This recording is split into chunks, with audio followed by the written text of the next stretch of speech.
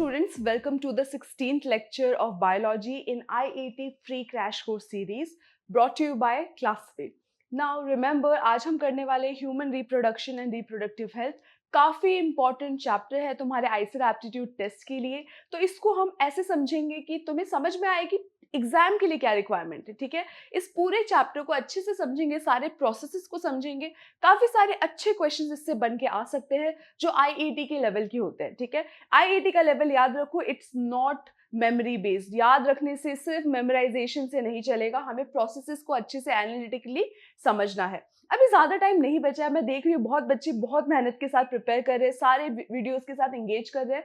जो भी क्वेश्चंस तुम्हें हो तुम कमेंट बॉक्स में लिखते जाओ, मैं ट्राई करूंगी कि रेगुलरली तुम्हें आंसर करते रहूं। बट अगर तुम्हें इस पूरी पीपीटी का पीडीएफ चाहिए, जो मैं पूरा लेक्चर पीपीटी यूज करी उसका पीडीएफ चाहिए, तो टेलीग्राम ग्रुप को जाके नीचे ज्वाइन करो, क्लासपे का ऐप इंस्टॉल करो, जिसमें हम सारे जो स्टडी मटेरियल हम फ्री ऑफ कॉस्ट प्रोवाइड कर रहे हैं, जितना भी लेक्चर पीपीटी है, नोट्स है, वो हम प्रोवाइड कर रहे हैं उसमें।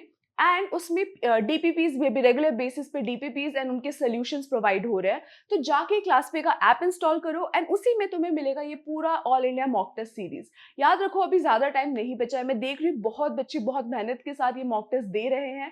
एंड जो बच्चे सोच रहे हैं कि अभी कैसे होगा, इतने कम दिन बचे, हो पाएगा कि नहीं, देखो अगर तुम्हें स्ट्रैटेजिकली प्रिपेयर करना है इस एग्जाम के लिए तो mock test series is the only way to go about it. क्योंकि तुम्हें पता होना चाहिए कि एग्जाम के लिए क्या इंपॉर्टेंट है, और वो तुम्हें मॉक टेस्ट बताएगा। तुम्हें किस सब्जेक्ट में या फिर किस टॉपिक में ज्यादा मेहनत की जरूरत है, वो तुम्हें कौन बताएगा? मॉक टेस्ट बताएगा। अभी इस पूरे मॉक टेस्ट सीरीज में फ्री मॉक्स भी है जो तुम जाके अटेम्प्ट कर सकते हो। तुम्हें जाके क्या करना है, क्लासपे का ऐप इंस्टॉल करना है, इस कोर्स में जाना है, वहां पे फ्री मटेरियल सेक्शन में तुम्हें फ्री टेस्ट भी मिल रहे हैं, चैप्टर वाइज फ्री टेस्ट भी है एक कुछ चैप्टर्स की, and full length mock test भी फ्री में वहां पे अवेलेबल है। जाके ट्राई करो, देखो कि तुम्हें कितना समझ में आ रहा है। ये पूरा सीबीटी मोड में है, पूरा कंप्यूटर बेस्ड है ये। तुम जाके इसको लैपटॉप में दे सकते हो, अपने ऐप में दे सकते हो, प्रेफरेबली लैपटॉप में दो, क्योंकि अभी तुम्हें क्या करना है, एंड मोमेंट प्रैक्टिस करनी है। ठीक है, तो अच्छे से दो। अभी पूरा जो रेगुलर मॉक टेस्ट है, एवरीडे मॉक टेस्ट आने वाले हैं। अगर तुमने chapter wise mock test series का तुम्हारा बैकलॉग है, तो फिर तुम्हें क्या करना है कि उनको पैरेलली करना है। एक चैप्टर रोज करो, उसका चैप्टर वाइज मॉक करो और उसको एनालाइज करो, और एक फुल लेंथ मॉक दो। अभी तुम्हें स्ट्रैटेजिक प्रिपरेशन की जरूरत है। तुम लेक्चर्स अगर फॉलो कर रहे हो तो लेक्चर्स को फॉलो करो बहुत ध्यान से। यहाँ पे जो तुम 2 घंटे स्पेंड करने वाले हो, 1.5-2 घंटे जो स्पेंड करने वाले हो, उसका वर्थ होना चाहिए, उसका तुम्हें यूज मिलना चाहिए eight the end of it. ऐसा नहीं होना चाहिए कि तुमने टाइम वेस्ट कर दिया। ठीक है, तो जाके इसके बाद डीपीपीज करो, इसके बाद तुम्हें क्या करना है, मॉक टेस्ट ट्राई करना है chapter wise, so that you know कि तुम्हारा ये जो चैप्टर है अपना ह्यूमन रिप्रोडक्शन रिप्रोडक्टिव हेल्थ कितने अच्छे से हो गया। ये चैप्टर का भी जो चैप्टर वाइज मॉक है वो ओपन होगा कुछ दिनों में। फुल लेंथ मॉक टेस्ट अभी रेगुलरली आ रहे हैं, जाके अच्छे से प्रिपेयर करो। और अभी हम क्या करेंगे, इस चैप्टर के साथ स्टार्ट करेंगे। Human reproduction and reproductive health काफी इंपॉर्टेंट चैप्टर रहेगा आईसीआर एप्टीट्यूड टेस्ट के पर्सपेक्टिव से, क्योंकि मैंने क्या बोला, इससे इंपॉर्टेंट क्वेश्चंस बन सकते हैं, काफी इंटरेस्टिंग क्वेश्चंस बन सकते हैं। चैप्टर सिंपल है, चैप्टर शॉर्ट है, बहुत ज्यादा हमें इसके अंदर डीप में डेप्थ में जाके सारे प्रोसेसेस को अलग से देखना नहीं है। ठीक है, बहुत ज्यादा निटिग्रिटीज में हम फोकस नहीं करें, क्योंकि ये लास्ट मिनट प्रिपरेशन है। बट मैं कोई चीज स्किप नहीं कर रही हूँ, ये तुम्हें मैं बता दूं, कोई चीज स्किप नहीं हो रही। जितनी इंपॉर्टेंट चीजें हैं सारी इसमें कवर होंगी, ए टू जी। दोनों चैप्टर्स को हम वन शॉट में कवर करेंगे। इधर बैठ जाओ तुम अपनी नोटबुक एंड बुक को ओपन करके, एंड पूरे लेक्चर को अच्छे से फॉलो करो। अपना टाइम बिल्कुल भी वेस्ट मत करो। ठीक है, अच्छे से स्पेंड करो। स्टार्ट करेंगे हम लेक्चर के ओवरव्यू से, चैप्टर के ओवरव्यू से। रिमेंबर, हम रिप्रोडक्शन को देखने वाले हैं, जो पूरा प्रोसेस है रिप्रोडक्शन का, इसको समझने वाले हैं। एंड हम रिप्रोडक्टिव हेल्थ को भी समझने वाले हैं। किसको समझने वाले हैं? रिप्रोडक्टिव हेल्थ को। ठीक है, ये 2 चैप्टर्स में तुम्हें क्या करवाने वाली हूँ, एक साथ कवर करवाने वाली हूँ, दोनों के दोनों चैप्टर्स। इसमें हम देखेंगे कि ह्यूमन रिप्रोडक्शन हमारा मेन फोकस रहेगा। क्या मेन फोकस रहेगा? Human reproduction and human reproductive system. Human reproductive system हमारा क्या रहेगा? Main focus. इसमें हम mail and female reproductive system दोनों को अच्छे से समझेंगे, उसके स्ट्रक्चर को समझेंगे कि मेन कौन कौन से ऑर्गन्स होते हैं, कौन कौन से रिप्रोडक्टिव पार्ट्स होते हैं। तो हम देखेंगे मेल रिप्रोडक्टिव सिस्टम, एक बार मेल रिप्रोडक्टिव सिस्टम, एंड हम देखेंगे female reproductive system as well. ठीक है, दोनों को हम समझेंगे, फीमेल रिप्रोडक्टिव सिस्टम, दोनों में मेन ऑर्गन्स और उनके फंक्शंस को हम समझेंगे क्योंकि वो इंपॉर्टेंट है, क्वेश्चंस उससे सीधा डायरेक्टली बन सकते हैं। Another important thing human reproductive system में रहेगा हमारा गैमेटोजेनेसिस। गैमेटोजेनेसिस क्या होता है? गैमेटोजेनेसिस का मतलब है, तुम लोगों ने अगर इससे पहले वाले लेक्चर्स देखे हैं, देखो अगर तुम फर्स्ट टाइम बायो पढ़ रहे हो 10th के बाद, तो भी तुम्हें ये समझ में आएगा अगर तुमने सारे लेक्चर्स अच्छे से फॉलो किए हैं। ऑर्डर में जाके फॉलो करो, बहुत टाइम नहीं लगेगा, स्पीड को बढ़ा के देखो, बट अच्छे से देखो, ठीक है? अभी टाइम है, तुम लोग अच्छे से अभी भी कर सकते हो, ठीक है? गैमेटोजेनेसिस जो है, गैमीट का जेनेसिस हो रहा है, गैमेटोजेनेसिस मतलब कौन से गैमीट्स बनेंगे? हमारे दोनों gametes, sperm and egg, sperm and egg यानी कि ओवम, दोनों का प्रोडक्शन कैसे होता है in male and female respectively, and उस पूरे प्रोसेस में कौन कौन से हार्मोन्स इन्वॉल्व है, क्या क्या स्टेप्स है, वो हमें देखना है। एंड ये सबसे ज्यादा इंपॉर्टेंट पार्ट होने वाला है इस पूरे चैप्टर का। देखो यही इनसाइट जो है तुम्हें इन लेक्चर से मिलती है कि सबसे ज्यादा फोकस तुम्हें किस में करना है। तुम्हें सबसे ज्यादा फोकस गैमेटोजेनेसिस में करना है, एंड उसको समझने के लिए तुम्हें थोड़ा आइडिया होना चाहिए mail and female reproductive system का। 10th ग्रेड में तुम लोगों ने एक ओवरव्यू देखा था, एक बेसिक अंडरस्टैंडिंग तुम्हारे अंदर ऑलरेडी होगी। गैमेटोजेनेसिस काफी इंपॉर्टेंट है, काफी स्टेप ड्रिवन है, और इसके और तुम्हारे मॉलिक्यूलर बेसिस ऑफ इनहेरिटेंस, इन सारे चैप्टर्स के कॉम्बिनेशन में क्वेश्चंस बनते हैं। तो इसीलिए ये चैप्टर जो है, ये जो पूरा सेक्शन है वो काफी इंपॉर्टेंट हो जाता है इस पर्टिकुलर चैप्टर में। इसके बाद फिर हम देखेंगे कि ह्यूमन रिप्रोडक्टिव सिस्टम में हमने देखा कि गैमीट्स कैसे बने, वो अभी समझ में आएगा। उसके बाद हम देखेंगे प्रेगनेंसी को, या रादर सबसे पहले फर्टिलाइजेशन को, राइट? सबसे पहले क्या होगा? फर्टिलाइजेशन, ठीक है? फर्टिलाइजेशन अगर तुम लोगों को 10th ग्रेड से याद है तो फर्टिलाइजेशन क्या होता है? मेल एंड फीमेल गैमीट्स का fusion is known as fertilisation. After fertilisation we will look at pregnancy and the gestation period, मतलब जब प्रेगनेंसी है वो होगी कैसे, वो प्रॉपरली एक सक्सेसफुल प्रेगनेंसी कैसे सेटअप होगी इन द यूट्रस, वो हम देखेंगे। उसके बाद हम देखेंगे कि बेबी का एम्ब्रियोनिक डेवलपमेंट कैसे होगा, ठीक है? आफ्टर दिस एम्ब्रियो का एम्ब्रियोनिक डेवलपमेंट कैसे होगा, इसको हमें समझना है। देखो ये ओवरव्यू जो है ना वो इक्वली इंपॉर्टेंट है, तुम्हें एक पूरा मेंटल मैप होना चाहिए चैप्टर का, तभी चैप्टर तुम्हें एक्चुअली समझ में आया है, ठीक है? और ये तुम्हें क्या करेगा? हेल्प करेगा फॉलो करने में इस पूरे चैप्टर को। मैंने क्या बोला? गैमेटोजेनेसिस सबसे इंपॉर्टेंट है, बट यहाँ पे एम्ब्रियोनिक डेवलपमेंट भी एक इंपॉर्टेंट रोल प्ले करेगा, क्योंकि इसमें भी कुछ टॉपिक्स है जो रिपीट हो रहे हैं, और रिपीटेड टॉपिक्स तुम समझ सकते हो कितने इंपॉर्टेंट हो जाते हैं।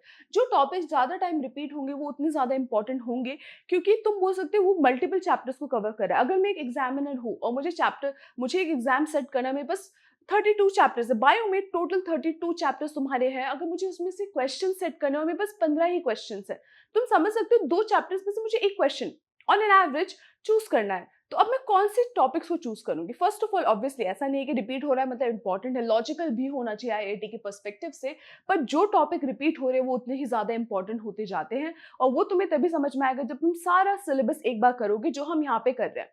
हम पूरा सिलेबस कर रहे हैं, हम ऐसा नहीं कर रहे कि एक चीज उठा ली दूसरी चीज स्किप कर दी, ठीक है? सो एम्ब्रियोनिक डेवलपमेंट तुम्हारा काफी इंपॉर्टेंट होने वाला है। उसके बाद फिर हम देखेंगे कि ओवरऑल लैक्टेशन कैसे होता है, पार्चुरेशन कैसे होता है, उस प्रोसेस को समझेंगे। बहुत ज्यादा डिटेल में नहीं जाएंगे, बहुत ही ऊपर से उसको देखेंगे। अच्छा, फीमेल रिप्रोडक्टिव सिस्टम में एक और सेक्शन है जिसको हमें कवर करना है, that is menstruation.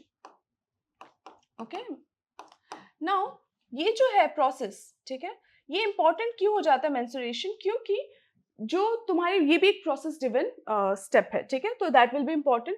Then will talk about reproductive health. What will be the next thing? Reproductive health.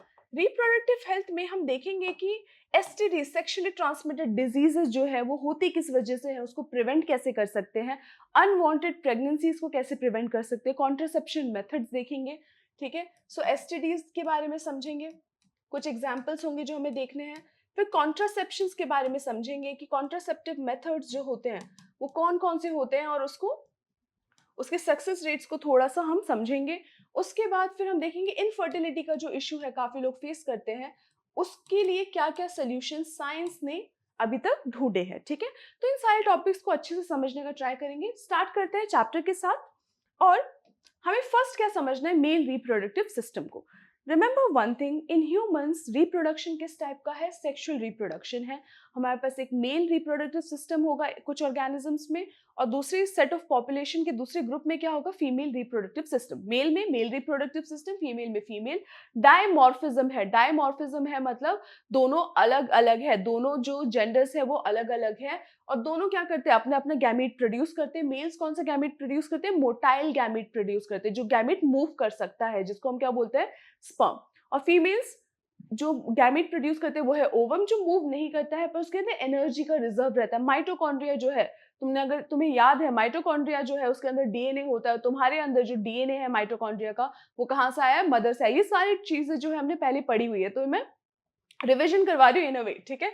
Okay, mail reproductive system को पहले समझते हैं। देखो ये जो पूरा सिस्टम है, इसमें जो तुम्हारे प्राइमरी रिप्रोडक्टिव ऑर्गन, अब तुम समझो कि प्राइमरी रिप्रोडक्टिव ऑर्गन क्या होता है। Primary reproductive organ, primary reproductive organ वो ऑर्गन होता है जो एक्चुअल काम कर रहा है, which is production of your gamete. Male reproductive organ का मेन एग्जैक्ट मेन फंक्शन क्या है, कि मेल गैमीट को प्रोड्यूस करना। तो वो कौन करेगा, हमारा प्राइमरी रिप्रोडक्टिव ऑर्गन। कौन हो जाएगा ये, testis in male and ovaries in female. Testis क्यों है प्राइमरी रिप्रोडक्टिव ऑर्गन, क्योंकि ये स्पर्म के प्रोडक्शन में मेन रोल प्ले करता है। इनफैक्ट उसी में स्पर्म का प्रोडक्शन होता है। Along with sperm का production, it also produces androgens.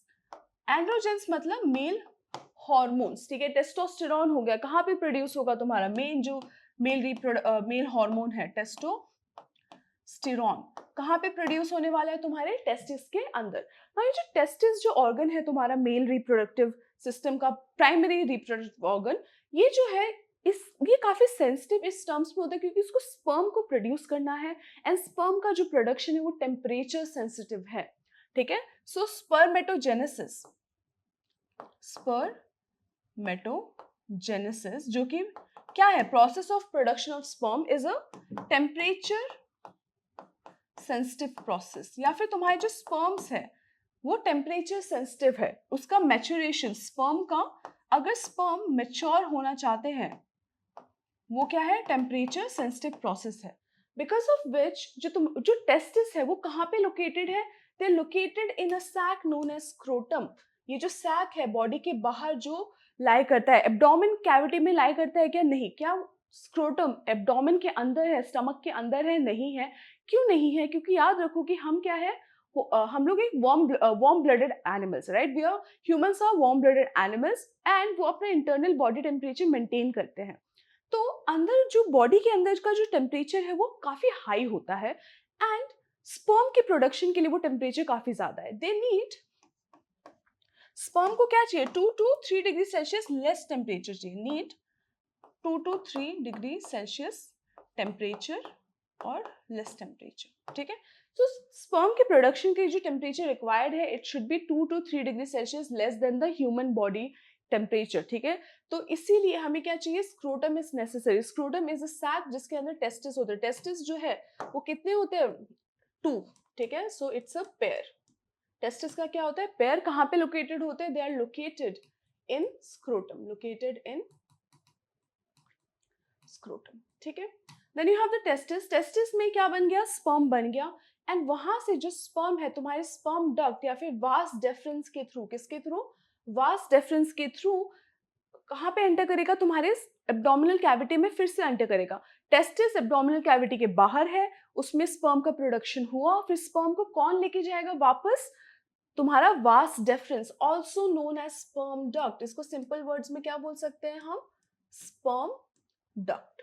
जो स्पर्म डक्ट है वो स्पर्म को क्या करता है, ट्रांसपोर्ट करता है, it enters into the abdominal cavity, और फिर जाके तुम्हारे यूरेथर के, so basically loops over the ureter. Remember ureter, जो तुम्हारे यूरिनरी ब्लैडर में यूरिन को लेके आ रहे थे, उसके ऊपर से जाके फिर तुम्हारे यूरेथ्रा के साथ ज्वाइन होता है। किसके साथ ज्वाइन होता है, जाके यूरेथ्रा के साथ ज्वाइन होता है। ये तुम्हारे यूरेथ्रा यहाँ पे जाके ज्वाइन होगा।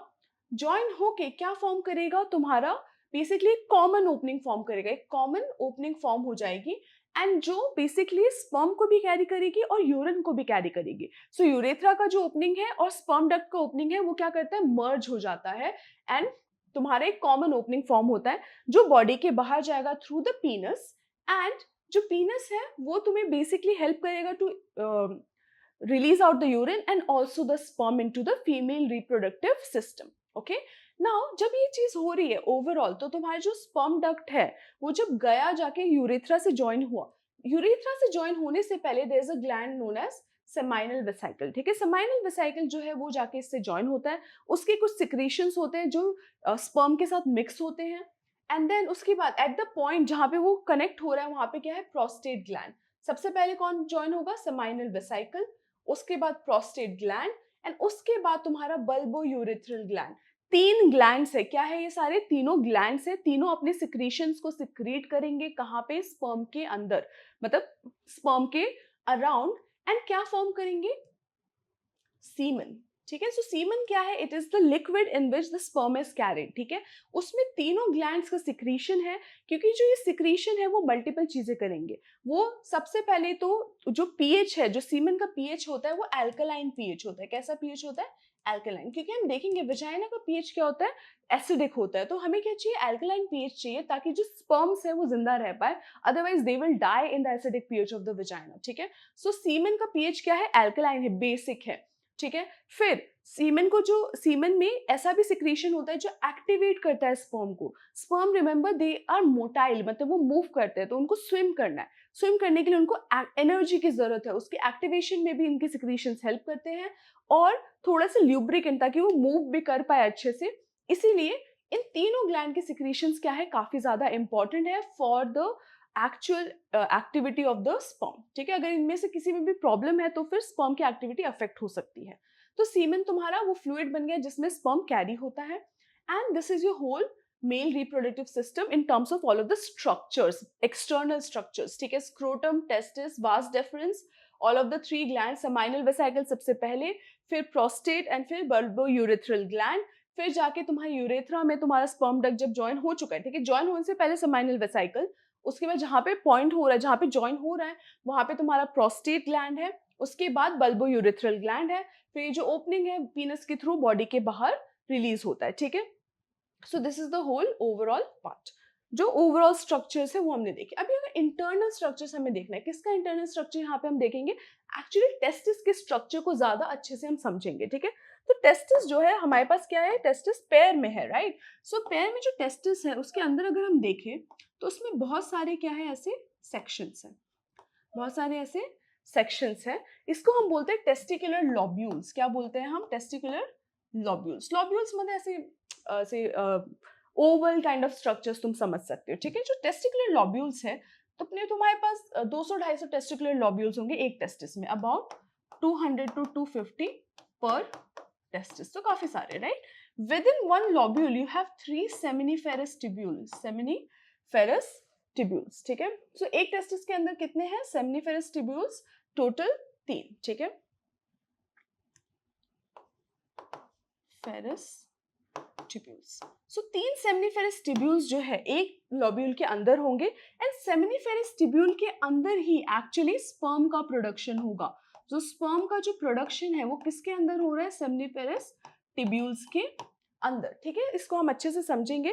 तो सेमिनिफेरस ट्यूब्यूल्स जो है, तुम इमेजिन कर सकते हो कि जो तुम्हारा लॉब्यूल है उसके अंदर क्या है, 3 सेमिनिफेरस ऐसे ट्यूब्यूल्स है, बहुत हाईली कॉइल्ड स्ट्रक्चर्स है, और उसके अराउंड जो सेल्स है, ठीक है, उसको क्या बोलते हैं, इंटरस्टिशियल सेल्स. इसके अराउंड ये वाला जो स्ट्रक्चर है, जो सेल्स है, उसको क्या बोलेंगे, इंटरस्टिशियल सेल्स और लाइडिक.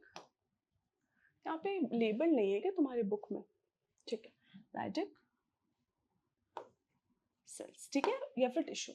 ये जो है लाइडिक सेल्स, ये तुम्हें किसमें प्रोडक्शन में हेल्प करेंगे, टेस्टोस्टेरोन के प्रोडक्शन में हेल्प करेंगे, और सेमिनिफेरस ट्यूब्यूल्स स्पर्म प्रोडक्शन में हेल्प कर रहा है. ठीक है, देखते मैंने इसमें, अच्छा ठीक है, फीमेल कर दिया उसके बाद. ओके, सो स्पर्म का प्रोडक्शन हुआ, उसके बाद जो तुम्हारे स्पर्म को, जब स्पर्म का प्रोडक्शन हो जाता है तो सेमिनिफेरस ट्यूब्यूल से there are this highly coiled tubes known as rete testis. क्या बोलते हैं इसको, रेटे टेस्टिस. ये जो है स्पर्म को लेके जाते हैं, और कहाँ पे लेके जाएंगे ये स्पर्म को, रेटे टेस्टिस से कहाँ पे जाएगा, वास एफ्रेंशिया. कहाँ पे जाएगा, वासा एफ्रेंशिया. Vasa efferentia के through all of this sperm is carried to this whole structure known as epididymis, यहाँ पे तुम्हें दिख रहा है जो स्ट्रक्चर, ठीक है मैं दिखा देती हूँ यहाँ पे, ये जो स्ट्रक्चर दिख रहा है कैप जैसा एक स्ट्रक्चर है टेस्टिस के ऊपर, इसको क्या बोलते हैं, एपिडिडाइमिस, ठीक है। एपिडिडाइमिस जो है वो काफी इंपॉर्टेंट है क्योंकि ये जो स्ट्रक्चर है इसी में जाके फिर स्पर्म क्या होते हैं, मेच्योर होते हैं, ठीक है। सो सबसे पहले क्या हुआ, सेमनीफेरस ट्यूब्यूल, फिर वहां से कहाँ गए, रेटे टेस्टिस, तो सेमनीफेरस ट्यूब्यूल से रेटे टेस्टिस, यहाँ पे लिखा नहीं है मैं यहाँ पे लिख देती हूँ कि सेमनीफेरस ट्यूब्यूल्स, उससे कहाँ पे गए, रेटे टेस्टिस, रेटे टेस्टिस से वास एफ्रेंशिया, वास एफ्रेंशिया से कहाँ पे गए, एपिडिडाइमिस, एपिडिडाइमिस में जाके स्पर्म क्या होंगे, स्टोर होंगे, क्या होंगे, स्पर्म स्टोर होंगे एंड मेच्योर होंगे, स्टोर होंगे और मेच्योर होंगे, एंड देन फिर कहाँ पे जाएंगे, वास डेफरेंस, वास डेफरेंस के बाद जाके वो किससे ज्वाइन हो जाएंगे, तुम्हारे यूरेथ्रा से ज्वाइन होके कॉमन ओपनिंग बना लेंगे। This is the order in which things go, ठीक है। दोनों टेस्टिस में सेम चीज होगा, देयर विल बी लोब्यूल्स, उसके अंदर seminiferous tubules, around them Leydig cells होंगे, एंड देन उसका रेटे टेस्टिस जो है स्पर्म को लेके जाएगा कहाँ पे, वास एफ्रेंशिया में, वास एफ्रेंशिया से फिर कहाँ पे जाएगा, एपिडिडाइमिस में,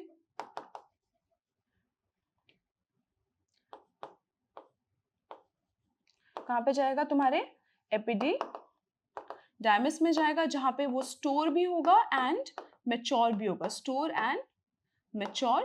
फिर उसके बाद कौन लेके जाएगा इसको, वास डेफरेंस, ठीक है, वास डेफरेंस जो है कहाँ पे लेके जाएगा इसको, एब्डोमिनल कैविटी के अंदर। So this is your male reproductive system के different parts, different structures. Now अभी हम इसकी बात क्या करने वाले हैं, फीमेल रिप्रोडक्टिव सिस्टम, ये कहते हैं तुम्हारा मेल रिप्रोडक्टिव सिस्टम, ठीक है, इसमें लाइडिग, ठीक है, फीमेल रिप्रोडक्टिव सिस्टम में आते हैं। फीमेल रिप्रोडक्टिव सिस्टम जो है उसका प्राइमरी रिप्रोडक्टिव ऑर्गन कौन है, प्राइमरी रिप्रोडक्टिव ऑर्गन यहाँ पे है, primary reproductive organ is ovary, क्या है, ओवरीज है तुम्हारे प्राइमरी रिप्रोडक्टिव ऑर्गन्स, इसको थोड़ा सा थिक करते हैं। एंड जो ओवरीज है वो भी कितने में लोकेटेड है, they are also a pair, दो ओवरीज होते हैं फीमेल रिप्रोडक्टिव सिस्टम में, जो कि पेल्विक वॉल से, कहाँ पे, लोअर स्टमक में लोकेटेड है, ये पेल्विक रीजन में लोकेटेड है, और ये जो है पीछे जो तुम्हारा स्टमक का पेल्विक वॉल है उससे ज्वाइन होते हैं ओवरीज, ठीक है।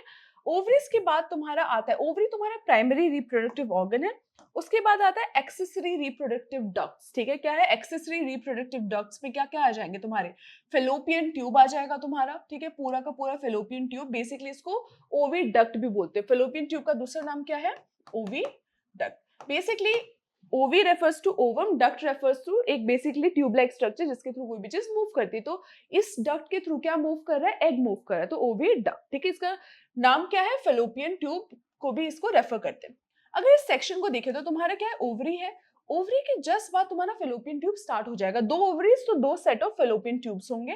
फेलोपियन ट्यूब्स का एकदम स्टार्टिंग वाला जो पार्ट है इसको हम बोलते हैं फिम्बरी। फिम्बरी क्या है, finger like projections, what are they, finger like projections, finger like projections बोलो, स्ट्रक्चर्स बोलो, इनका काम क्या है, जैसे ही ओव्यूलेशन हुआ, जैसे ही एग प्रोड्यूस हुआ, ओवरी क्या है, जैसे ही एग को प्रोड्यूस करेगी उसको कौन जाके कैच करेगा, फिम्बरी कैच करेगा, ठीक है। व्हाट डू, दे कलेक्ट या फिर कैच द ओवम, जैसे ही ओवरी ने एग को प्रोड्यूस किया तो या ओवल्यूशन के थ्रू, तो ओवम को किसने कैच किया, फिम्बरी ने कैच किया, उसके बाद एक फनल जैसा स्ट्रक्चर मिलता है जिसको बोलते हैं इनफंडिबुलम, क्या है, इन्वर्टेड फनल है, इनफंडिबुलम है, एंड उसके बाद एक वाइड रीजन मिलता है जिसको हम बोलते हैं एम्पुला, यही है एम्पुला ही क्या है, साइट ऑफ फर्टिलाइजेशन है। तो एम्पुला क्या है, एक बड़ा सा रीजन है, किसके बाद आता है, ये थोड़ा वाइड रीजन है, इनफंडिबुलम के बाद आता है। अब एग जब एम्पुला में पहुंचता है, यहीं पे जाके स्पर्म इसको फर्टिलाइज करेगा, ठीक है, कहाँ पे फर्टिलाइजेशन होगा, एम्पुला में।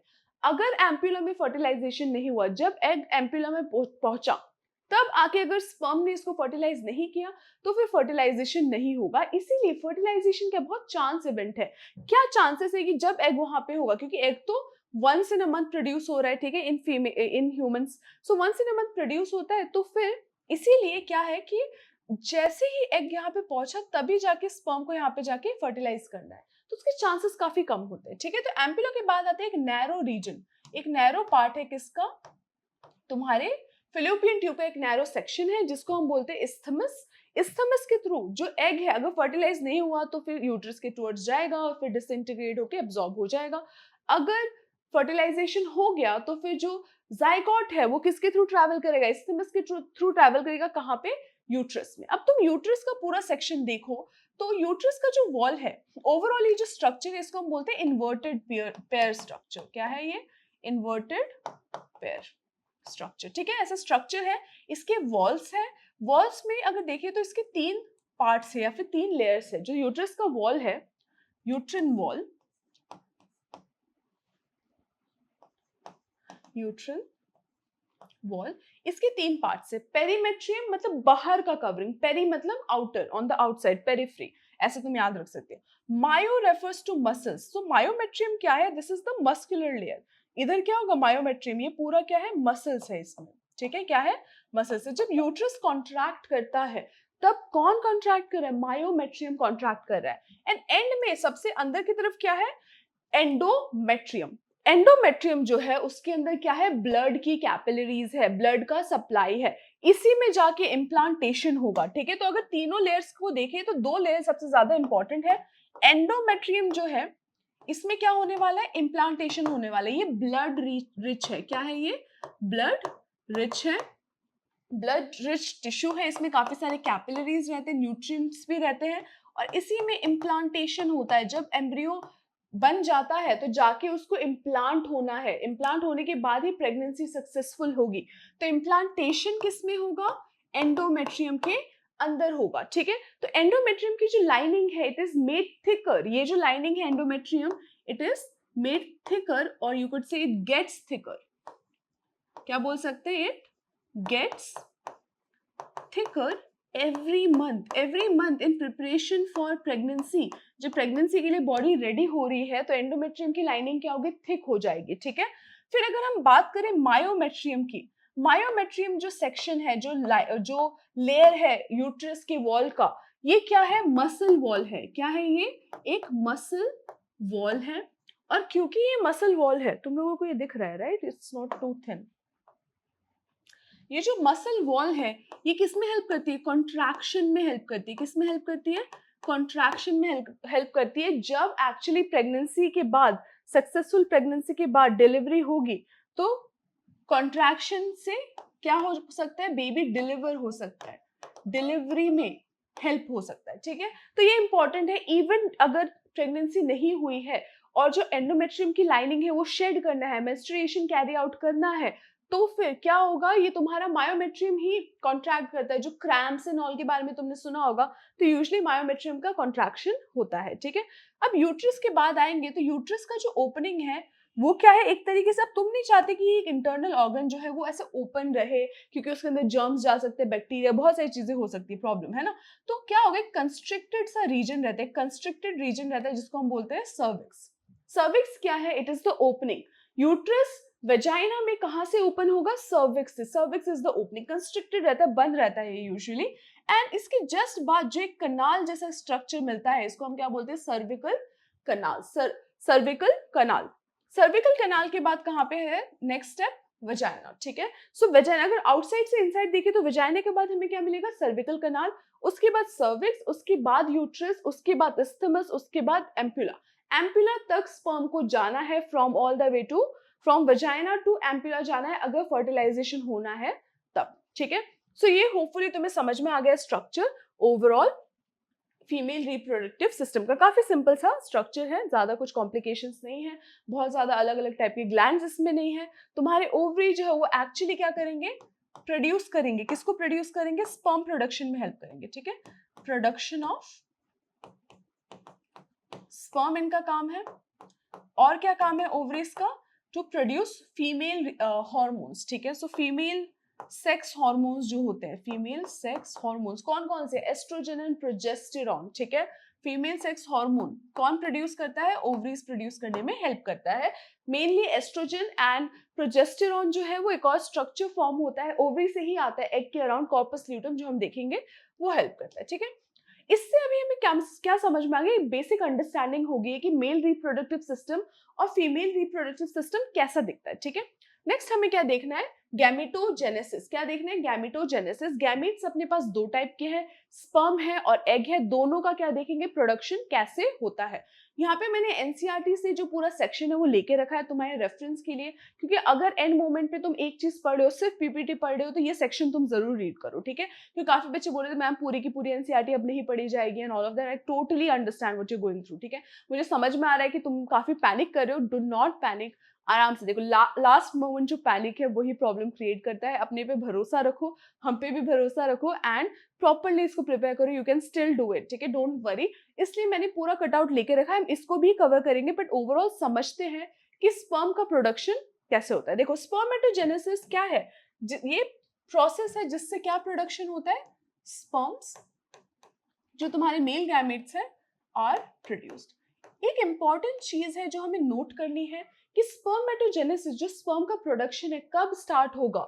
ये स्टार्ट होगा कब, स्टार्ट्स एट प्यूबर्टी। जब प्यूबर्टी हिट करेगी, जैसे ही बच्चे जो है वो टीनेज के स्टेप को कवर क्रॉस करेंगे, राइट, तब क्या होगा, स्पर्मेटोजेनेसिस, स्पर्म का प्रोडक्शन स्टार्ट होगा। ये एक पॉइंट ऑफ डिफरेंस है बिटवीन स्पर्मेटोजेनेसिस एंड oogenesis।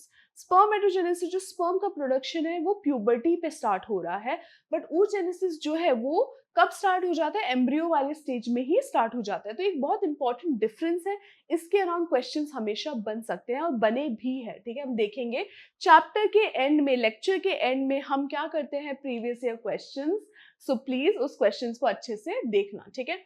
अभी स्पर्मेटोजेनेसिस है, स्पर्मेटोजेनेसिस जो है कब स्टार्ट होगा। अब अच्छा ठीक है, सबसे पहले कहाँ पे हो रहा है, ठीक है, स्टार्ट कब हो रहा है, हमने देख लिया, स्टार्ट हो रहा है प्यूबर्टी में, जब प्यूबर्टी हिट करती है, ठीक है, जब सेक्सुअल मैच्योरेशन स्टार्ट होता है तब स्टार्ट होता है इसका स्पर्मेटोजेनेसिस।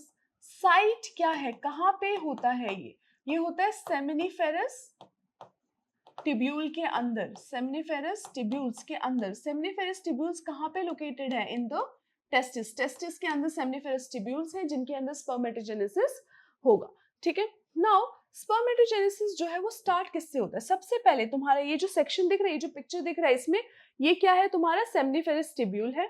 इसके अंदर बहुत सारे सेल्स होते हैं जिसको हम बोलते हैं स्पर्मेटोगोनियम। क्या बोलते हैं, स्पर्मेटोगोनियम, या फिर प्लूरल बोले तो मल्टीपल की बात करें तो स्पर्मेटोगोनिया। बहुत सारे स्पर्मेटोगोनिया कहाँ पे लोकेटेड है, सेमिनिफेरस टिब्यूल के अंदर। सेमिनिफेरस टिब्यूल के अंदर क्या लोकेटेड है, बहुत सारे स्पर्मेटोगोनिया, ठीक है। तो इसको लिख लेते हैं, यहाँ पे काम करती हूँ, ठीक है। क्या लोकेटेड है, स्पर्मेटोगोनिया। स्पर्मेटोगोनिया जो है वो माइटोसिस के थ्रू, किसके थ्रू, माइटोसिस। अब याद रखो, अगर तुमने सेल डिवीजन वाला चैप्टर नहीं किया है इससे पहले, तो अभी थोड़ी कंफ्यूजन होने वाली है, क्योंकि तुम्हें माइटोसिस का मतलब पता होना चाहिए, मियोसिस का मतलब पता होना चाहिए। सो आइडियली तुम्हें उस ऑर्डर में जाना चाहिए, बट अगर तुम नहीं गए हो और तुम ये चैप्टर बस एक देखना चाहते हो तो भी देख सकते हो। बट माइटोसिस क्या होता है, इक्वेशनल डिवीजन होता है जिसमें डिप्लॉयड सेल से डिप्लॉयड सेल्स बनते हैं, ठीक है, इक्वल नंबर ऑफ क्रोमोसोम्स रह जाते हैं। तो स्पर्मेटोगोनिया क्या है, डिप्लॉयड है, 2n कंडीशन है, मतलब कितने क्रोमोसोम्स है, 46 क्रोमोसोम्स है, कितने हैं, 46 क्रोमोसोम, सीआर लिख रही हूं मैं शॉर्ट में। माइटोसिस होने के बाद हमें क्या मिलने वाले, बहुत सारे स्पर्मेटोसाइट्स मिलने वाले, क्या मिलने वाले हैं, प्राइमरी स्पर्मेटोसाइट्स, बहुत सारे स्पर्मेटोसाइट्स मिलेंगे, उसमें से कुछ जो होते हैं उसको हम क्या बोलते हैं, प्राइमरी स्पर्मेटोसाइट्स, ठीक है। सो प्राइमरी स्पर्मेटोसाइट्स जो है ये भी कैसे होने वाले हैं, डिप्लॉयड होने वाले हैं। इनके अंदर भी कितने क्रोमोसोम्स होने वाले हैं, 46 क्रोमोसोम्स होने वाले। क्यों, क्योंकि ये माइटोसिस से बना है, किससे बना है, माइटोसिस से बना है, ठीक है। इसके बाद क्या होगा, ये सब कहाँ पे हो रहा है, सेमिनिफेरस टिब्यूल के अंदर हो रहा है। कुछ प्राइमरी स्पर्मेटोसाइट्स क्या होते हैं, उनके अंदर मियोसिस स्टार्ट हो जाता है, क्या स्टार्ट हो जाता है, मियोसिस। सबके अंदर होगा क्या, नहीं, वरना कोई बचेगा ही नहीं स्पर्मेटोगोनिया, ठीक है। सो स्पर्मेटोसाइट्स के अंदर क्या होने लगता है, मियोटिक डिवीजन है।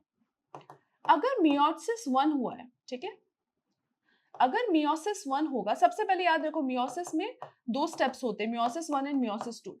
मियोसिस 1 के बाद प्राइमरी स्पर्मेटोसाइट से मुझे क्या मिलता है, सेकेंडरी स्पर्मेटोसाइट। क्या मिलेगा, सेकेंडरी स्पर्मेटोसाइट, ठीक है। जो सेकेंडरी स्पर्मेटोसाइट्स है अब ये हेप्लॉइड हो जाएंगे। याद रखो फर्स्ट मियोसिस के बाद ही हेप्लॉइड कंडीशन, हमें सिंगल कॉपी ऑफ क्रोमोसोम्स वाली कंडीशन हमें मिल जाती है। इसके अंदर अब कितने क्रोमोसोम्स होंगे? 23 क्रोमोसोम्स होंगे। तो बन गया क्या हमारा स्पर्म? नहीं। अभी जो सेकेंडरी स्पर्मेटोसाइट है इनके अंदर क्या होने वाला है? मियोसिस 2 होने वाला है, ठीक है। तो यहाँ पे अगर तुम देखोगे प्राइमरी स्पर्मेटोसाइट से क्या बना? Secondary spermatocyte. सो इससे क्या स्पर्म बन गया? नहीं। सेकेंडरी मियोसिस के बाद हमें एक स्ट्रक्चर मिलता है जिसको हम बोलते हैं स्पर्मेटिड। क्या बोलते हैं? स्पर्मेटिड, ठीक है। सो स्पर्मेटिड जो है वो बनता है सेकेंडरी किसके बाद? सॉरी, सेकेंड मियोसिस के बाद क्या बनता है? तुम्हारा स्पर्मेटिड बनता है। ये भी क्या होगा? हेप्लॉइड होगा। इसमें भी कितने क्रोमोसोम्स होंगे? 23 क्रोमोसोम्स होंगे। पर ये जो स्पर्मेटिड है क्या ये एक्चुअल स्पर्म्स है? The answer is no. जो स्पर्मेटिड्स है वो क्या होते हैं? वो इनको कन्वर्ट करना होता है हमें किस में? स्पर्मेटोजोआ में। किस में कन्वर्ट करना होता है? स्पर्मेटोजोआ में। एंड इस प्रोसेस को बोलते हैं स्पर्मियोजेनेसिस। क्या बोलते हैं इसको हम? स्पर्मियोजेनेसिस। स्पर्मियोजेनेसिस। स्पर्मियोजेनेसिस जो है वो किसके हेल्प से होगा? एफएसएच। एफएसएच हार्मोन, हमने एंडोक्राइन सिस्टम किया अभी रिसेंटली। एफएसएच हार्मोन जो है पिट्यूटरी रिलीज करता है, तुम्हारा एंटीरियर पिट्यूटरी रिलीज करता है जब gonadotropin releasing hormone hypothalamus release करेगा, ठीक है। स्पर्मेटोजेनेसिस से क्या होगा? स्पर्मेटिड हेप्लॉइड है वो किस में कन्वर्ट हो जाएंगे? स्पर्मेटोजोआ में। पर ये जो स्पर्मेटोजोआ ये अभी भी एक्टिव नहीं है। ये स्पर्मेटोजोआ फिर जाएंगे और कहाँ पे? सर्टोली सेल्स के अंदर जाके अपने आप को बरी कर देंगे। किस में जाके बरी कर देंगे? सर्टोली सेल्स के अंदर। सर्टोली सेल्स भी कहाँ पे लोकेटेड है? तुम्हारे सेमनीफेरस ट्यूब्यूल्स में ही लोकेटेड है। सर्टोली सेल्स में जाके क्या करेंगे? Gate buried. बरीड मतलब वो अपने हेड को, अगर तुम याद समझ रहे हो कि ये सर्टोली सेल्स है, क्या है ये? सारे सर्टोली सेल्स है। तो इसमें जो स्पर्म का हेड है वो अंदर ऐसे बरी हो जाएगा, मतलब गड़ जाएगा जाके, ठीक है। तो it will be embedded into the Sertoli cells जहां पे वो रहेंगे और एक्टिवेट होंगे। एक्टिवेट होंगे, मैच्योर, एक्टिवेट भी नहीं, सॉरी माय बैड, मैच्योर होंगे। क्या होंगे? मैच्योर होंगे। एंड फाइनली मैच्योर होने के बाद by the process of spermiation, किस प्रोसेस से? स्पर्मिएशन से। आई डोंट नो तुम लोग ये देख पा रहे हो कि नहीं, पर ये इसमें भी मैं तुम्हें दिखा दूंगी। स्पर्मिएशन के प्रोसेस से स्पर्म, जो तुम्हारे फाइनल स्पर्मेटोजोआ जो एक्टिवेटेड या फिर यू कुड से मैच्योर स्पर्मेटोजोआ है वो रिलीज होता है, ठीक है। सो स्पर्मेटोगोनिया से स्टार्ट हुआ, डिप्लॉयड है वो, ठीक है। माइटोसिस से बहुत सारे स्पर्मेटोगोनिया बने, उनमें से कुछ को हम क्या बोलेंगे? प्राइमरी स्पर्मेटोसाइट, जिनमें मियोसिस स्टार्ट होगा। मियोसिस 1 के बाद हमें मिल जाएगा सेकेंडरी स्पर्मेटोसाइट। एंड जब मियोसिस 2 कंप्लीट हो जाएगा मुझे स्पर्मेटिड मिल गया। स्पर्मेटिड जो है वो स्पर्मियोजेनेसिस से, जब फॉलिकल स्टिमुलेटिंग हार्मोन रिलीज होगा उसकी वजह से क्या बनाएगा? स्पर्मेटोजोआ बनाएगा जो एक्टिव नहीं है। वो क्या है? एक तरीके से इमेच्योर है, अभी भी मैच्योर नहीं हुए, अभी भी क्या है? इमेच्योर है। इससे किस में कन्वर्ट होगा वो? तुम्हारे मैच्योर स्पर्मेटोजोआ में। कैसे होगा? सर्टोली सेल में अपने हेड को बरी करके कुछ दिनों तक रखेगा और प्रोसेस कंटिन्यू होगा और फिर वो मैच्योर हो जाएगा। इस तरीके से हमें क्या मिल जाएंगे? मैच्योर स्पर्म सेल्स, जो तुम्हारा मेल गैमीट है, ठीक है। ये पूरा प्रोसेस यहाँ पे भी डिस्क्राइब्ड है, एक बार जल्दी से इसके थ्रू हम गो थ्रू कर लेते हैं। द प्राइमरी सेक्स ऑर्गन क्या है? Testis in males and ovaries in the females produce gametes. दोनों गैमीट्स प्रोड्यूस करें, हम गैमेटोजेनेसिस की बात कर रहे हैं respectively. In testis, immature male germ cells, spermatogonia, germ cells कौन से हैं? ये है germ cells से हमारे actual gametes बनते हैं। So immature germ cells produce sperm by spermatogenesis। इस पूरे प्रोसेस को हमने क्या बोल दिया? spermatogenesis। That begin at puberty। कब स्टार्ट हो रहा है? ये बहुत इंपॉर्टेंट है। कब स्टार्ट हो रहा है? प्यूबर्टी में स्टार्ट हो रहा है। द स्पर्मेटोगोनिया और स्पर्मेटोगोनियम सिंगल वाला जो है तुम्हारा, ये तुम्हारा स्पर्मेटोगोनियम है, present on the inside wall of seminiferous tubule, multiply by mitotic division। Multiple mitotic division होगा, बहुत सारे स्पर्मेटोगोनिया बनेगा। उनमें से each of the spermatogonium is diploid and contains 46 chromosome। Mitosis है, 46 ही रहेंगे chromosomes. Some of the spermatogonia called primary spermatocytes periodically undergo meiosis। सारे spermatogonium में होगा कि मियोसिस? नहीं, कुछ कुछ में ही होगा, जिनको हम क्या बोलेंगे? Primary spermatocyte. जिनमें क्या स्टार्ट हो जाएगा, मियोसिस स्टार्ट हो जाएगा. अब primary spermatocyte completes the first meiotic division. क्या हो रहा है ये, फर्स्ट मियोटिक डिवीजन हो रहा है, leading to two equal haploid cells called secondary spermatocyte. Remember one more thing, मैंने क्या बोला कि मेल्स में जो स्पर्मेटोजेनेसिस है, स्पर्म का प्रोडक्शन है, कब स्टार्ट होता है, प्यूबर्टी में. फीमेल्स में कब स्टार्ट होता है, oogenesis, एम्ब्रियोनिक स्टेज में. मेल्स में जो मियोटिक डिवीजन है, मियोसिस है, वो इक्वल डिवीजन है. मतलब जो दोनों सेल्स प्रोड्यूस हो रहे हैं वो इक्वल साइज के हैं, बट फीमेल में इक्वल नहीं है. ठीक है, इट्स नॉट इक्वल, मतलब दो इक्वल सेल्स नहीं प्रोड्यूस हो रहे. फीमेल्स में हम देखेंगे वहां पे इक्वली, एक और पॉइंट ऑफ डिफरेंस है. which only have 23 chromosomes. Secondary spermatocyte जैसे ही मुझे मिल गया, इसमें क्या है, 23 chromosome haploid condition. The secondary spermatocyte undergoes second meiotic division to produce 4 equal haploid spermatids. याद रखो, दो, एक प्राइमरी स्पर्मेटोसाइट से दो सेकेंडरी स्पर्मेटोसाइट, दो सेकेंडरी स्पर्मेटोसाइट से 4 spermatids. 4 जो स्पर्मेटिड्स हैं वो स्पर्मेटोजोआ या फिर एक्चुअल स्पर्म्स में कैसे कन्वर्ट होते हैं, स्पर्मियोजेनेसिस से. एंड ये स्पर्मियोजेनेसिस कौन करने में हेल्प करता है, फॉलिकुलर स्टिमुलेटिंग हार्मोन करने में हेल्प करता है. After spermiogenesis the sperm heads become embedded in the Sertoli cells. जो सर्टोली सेल्स सेमनिफेरस ट्यूब्यूल्स में ही लोकेटेड है, उसमें जाके क्या हो रहा है, तुम्हारे स्पर्म सेल्स जाके एम्बेड हो जा रहे हैं, उनके हेड को क्या कर रहे हैं, बरी कर दे रहे हैं, और वहां पे क्या होगा, फाइनली मेच्योर होंगे एंड फिर सेमनिफेरस ट्यूब्यूल से रिलीज होंगे by the process of spermiation. Spermiation, spermiogenesis and spermatogenesis. Spermatogenesis पूरे स्पर्म का प्रोडक्शन, स्पर्मियोजेनेसिस स्पर्मेटिड से स्पर्मेटोजोआ का, या फिर तुम बोल सकते हो स्पर्मियोजेनेसिस क्या है, बेसिकली स्पर्मेटिड से स्पर्मेटोजोआ का फॉर्मेशन, एक्चुअल स्पर्म का फॉर्मेशन. एंड स्पर्मिएशन क्या है, मैच्योर स्पर्म का रिलीज फ्रॉम द सेमनिफेरस ट्यूब्यूल. ये हमने क्या देखा, स्पर्म का प्रोडक्शन कैसे होता है. नेक्स्ट हम स्पर्म का स्ट्रक्चर देख रहे हैं. ठीक है, स्पर्म का स्ट्रक्चर तुम लोगों ने बहुत बार पढ़ा हुआ है, एक बार देख लेते हैं. कुछ कुछ चीजें डिटेल्स में भी हो सकता है न्यू हो. तो तुम्हारे पास दो मेन सेक्शन है, हेड है और क्या है तुम्हारा, तीन सेक्शन बोल सकते हैं, हेड, नेक एंड टेल. ठीक है, हेड जो है उसमें न्यूक्लियस होगा तुम्हारा. किस टाइप का न्यूक्लियस होगा, हेप्लॉइड न्यूक्लियस होगा. एक ही कॉपी ऑफ क्रोमोसोम है, 23 क्रोमोसोम ही होने वाले हैं इसमें. कितने क्रोमोसोम्स है इसमें, 23 क्रोमोसोम्स. ठीक है, अब इसके बाद तुम्हारे हेड के एकदम टॉप में एक स्ट्रक्चर है, बहुत इंपॉर्टेंट स्ट्रक्चर है, क्या है, एक्रोसोम. एक्रोसोम में क्या होता है, कुछ एंजाइम्स होते हैं which help in entry of the sperm into the ovum. Ovum को फर्टिलाइज करने में हेल्प करते हैं, which helps in fertilisation, helps in fertilisation. Fertilisation में इंपॉर्टेंट रोल प्ले करने वाले हम देखेंगे बाद में.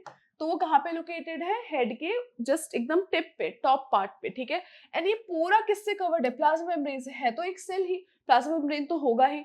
नेक जो रीजन है वो काफी इंपॉर्टेंट है, नेक, और या तुम बोलो मिडिल पीस, क्या बोलेंगे इसको हम, मिडिल पीस. मिडिल पीस जो है उसके अंदर क्या है, बहुत सारे माइटोकॉन्ड्रिया लोकेटेड है. याद रखो, स्पर्म क्या है, मोटाइल सेल है, वो मूव करता है, और मूव करने के लिए हमें क्या चाहिए, एनर्जी चाहिए. और एनर्जी कौन बनाता है, माइटोकॉन्ड्रिया बनाता है. तो माइटोकॉन्ड्रिया का नंबर क्या होगा, काफी हाई होगा. उसके बाद you have the tail. Tail जो है वो क्या करेगा, हेल्प करेगा स्विमिंग में, हेल्प्स इन स्विमिंग. जो एक्चुअल स्विमिंग है वो कौन करवाएगा, वो टेल ही करवाने वाला है तुम्हारा. तो ये क्या हो गया, पूरा स्ट्रक्चर ऑफ स्पर्म. ठीक है, जो स्पर्म है किस में रिलीज होता है, इन द फॉर्म ऑफ सीमेन. ठीक है, सीमेन जो है एक ओवरऑल एक फ्लूइड फॉर्म होता है जिसमें बहुत सारे जो ग्लैंड्स है तुम्हारे, seminal vesicle, prostate gland, bulb urethral gland, तीन जो ग्लैंड है वो अपने अपने सिक्रीशन को सिक्रीट करेंगे स्पर्म के साथ, वो पूरा मिक्स बनेगा. क्या बोलेंगे इसको, सीमेन. काफी इंपॉर्टेंट है सीमेन का भी रोल. अगर सीमेन नहीं होगा तो स्पर्म एक्टिव नहीं होगा, उसको एनर्जी नहीं मिलेगी, वो एक्चुअली जाके एग तक पहुंच ही नहीं पाएगा. तो फिर क्या फर्टिलाइजेशन हो पाएगा, नहीं. ठीक है, तो ग्लैंड्स भी इंपॉर्टेंट है, वो भी इंपॉर्टेंट रोल प्ले करते हैं. नेक्स्ट है हमारा oogenesis. oogenesis जो है वो क्या है, प्रोसेस ऑफ प्रोडक्शन ऑफ, क्या है ये, प्रोडक्शन ऑफ ओवम. ओवम के प्रोडक्शन में oogenesis, ओवम का प्रोडक्शन का जो प्रोसेस है that is oogenesis. Very important to note, ये कब स्टार्ट होता है, starts in the embryo, starts in the embryonic stage, embryonic stage, मतलब एम्ब्रियो वाले स्टेज में स्टार्ट हो जाता है। किस में होगा? फीमेल एम्ब्रियो में oogenesis स्टार्ट हो जाएगा जब वो मदर के यूट्रस में ही है, ठीक है, they are not even born, तब उनके अंदर क्या आ जाता है? oogenesis स्टार्ट हो जाता है, ठीक है। सो oogenesis जो है उसका सबसे जैसे तुम्हारे स्पर्मेटोजेनेसिस में स्टार्टिंग कहाँ से हुई थी? स्पर्मेटोगोनिया से हुई थी। कहाँ से हुई थी? तुम्हारे स्पर्मेटोगोनिया से हुई थी। ये तुम्हारा मदर जर्म सेल है, किसका? स्पर्म का। सिमिलरली अगर मैं एग का मदर जर्म सेल सोचूं तो कौन है वो? ऊगोनिया। क्या है ये? ऊगोनिया। ऊगोनिया जो है तुम्हारा मदर जर्म सेल है। क्या है? एक तरीके से मदर जर्म सेल। कौन सा? Female mother germ cells. ये क्या होगा? डिप्लॉयड होगा 2n। इसके अंदर कितने क्रोमोसोम्स होंगे? 46 क्रोमोसोम्स होंगे, ठीक है। oogonia जो है एक फीमेल में जितने भी oogonia होने हैं वो कहाँ पे सेट हो जाएगा? वो नंबर सेट हो जाएगा एम्ब्रियो में ही। क्या कोई न्यू oogonia हम ऐड कर सकते हैं after birth? No new oogonia is added or produced after birth.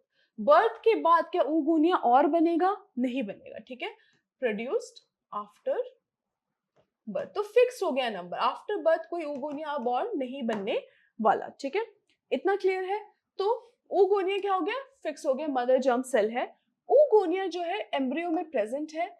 Embryo में जो इनिशियल स्टेज है मियोसिस का, वो स्टार्ट होगा। कौन सा स्टेज स्टार्ट होगा? मियोसिस का स्टेज स्टार्ट होगा और हमें क्या मिल जाएगा? प्राइमरी oocyte, ठीक है। हमें क्या मिल जाएगा? Primary oocyte। There is a small difference. देखो प्राइमरी oocyte जो है वो बना किससे? मियोसिस से बना। किससे बना? मियोसिस से बना। क्या मियोसिस कंप्लीट है? नहीं, इनकम्प्लीट मियोसिस है ये, ठीक है, इनकम्प्लीट।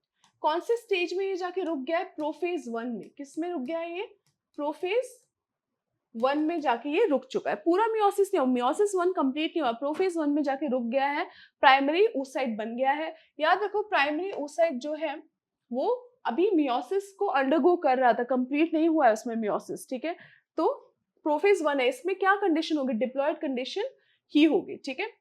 जो प्राइमरी oocyte, इमेजिन करिए तुम्हारा प्राइमरी oocyte है, उसके अराउंड कुछ सेल्स, ग्रैन्युलोसा सेल्स। कौन से सेल्स? ग्रैन्युलोसा सेल्स जो है वो एक तरीके से डिपॉजिट हो रही है, एक तरीके से वॉल बना रहे हैं इसके अराउंड, ठीक है। और इस पूरे स्ट्रक्चर को हम क्या बोलते हैं? इस पूरे स्ट्रक्चर को हम बोलते हैं प्राइमरी oocyte। क्या बोलेंगे हम इसको? Primary oocyte। जो प्राइमरी oocyte है फिर वो क्या होगा? कन्वर्ट होगा सेकेंडरी में, और फिर सेकेंडरी किस में कन्वर्ट होगा? टर्शरी में, ठीक है। प्राइमरी oocyte के अराउंड फिर और तुम्हारे ग्रैन्युलोसा सेल्स का लेयर जो है वो थिक हो जाएगा, और उसके अंदर एक और चीज आ जाएगी जिसको हम बोलेंगे थीका। क्या बोलेंगे? थीका। थीका में दो पार्ट्स है, एक है तुम्हारा आउटर थीका एंड दूसरा क्या है? तुम्हारा इनर थीका। लेयर्स है ये, ठीक है। थीका के क्या है? लेयर्स है। एंड तुम्हारा बाहर क्या है? ग्रैन्युलोसा सेल्स तो है ही, ग्रैन्युलोसा सेल्स तो है ही, ठीक है। अब क्या हो जाएगा? तुम्हारे जो प्राइमरी oocyte है वो at the time of birth around 60 to 80 के अराउंड होते हैं in a female birth at time of birth. इतने ही oocyte जो है वो एक फीमेल के अंदर होंगे बर्थ के टाइम पे, एट टाइम ऑफ बर्थ। अब यही सारे जो प्राइमरी oocyte से ये क्या करेंगे? They will undergo changes. Primary oocyte जो है वो जब ग्रैन्युलोसा सेल्स इसके अराउंड आ गए तो तुम्हें क्या मिल गया? Primary follicle. सॉरी मैंने oocyte फिर से लिख दिया। तुम्हें क्या मिल गया? Primary follicle. प्राइमरी फॉलिकल में फिर क्या आ जाएगा? थीका आ जाएगा, थोड़ा ग्रैन्युलोसा सेल लेयर जो है वो और ज्यादा थिक हो जाएंगे, और इसको हम क्या बोल देंगे? Secondary oocyte, secondary follicle. क्या बोलेंगे इसको हम? Secondary follicle. सेकेंडरी फॉलिकल में फिर क्या होता है? थोड़े और चेंजेस आते हैं एंड ये क्या बनाता है? ग्राफियन फॉलिकल बनाता है। क्या बनाता है? ग्राफियन या फिर tertiary follicle. Better word would be a tertiary, इसके बाद ग्राफियन होगा, तो टर्शरी फॉलिकल बनाता है। ये सारा जो काम है, ये जो सारा स्टेप्स है, ये कहाँ होने वाले हैं? On the onset of puberty. बाकी के सारे स्टेप क्या होने वाले? प्यूबर्टी के टाइम होने वाले। Primary oocyte, primary follicle onwards. यहाँ पे इसके बाद जो चेंजेस है puberty onwards changes will take place, ठीक है। changes will take place। इसके बाद के चेंजेस कब होंगे? प्यूबर्टी के बाद, ठीक है। सो प्राइमरी फॉलिकल से क्या बना? सेकेंडरी। सेकेंडरी से क्या बनने वाला है? टर्शरी।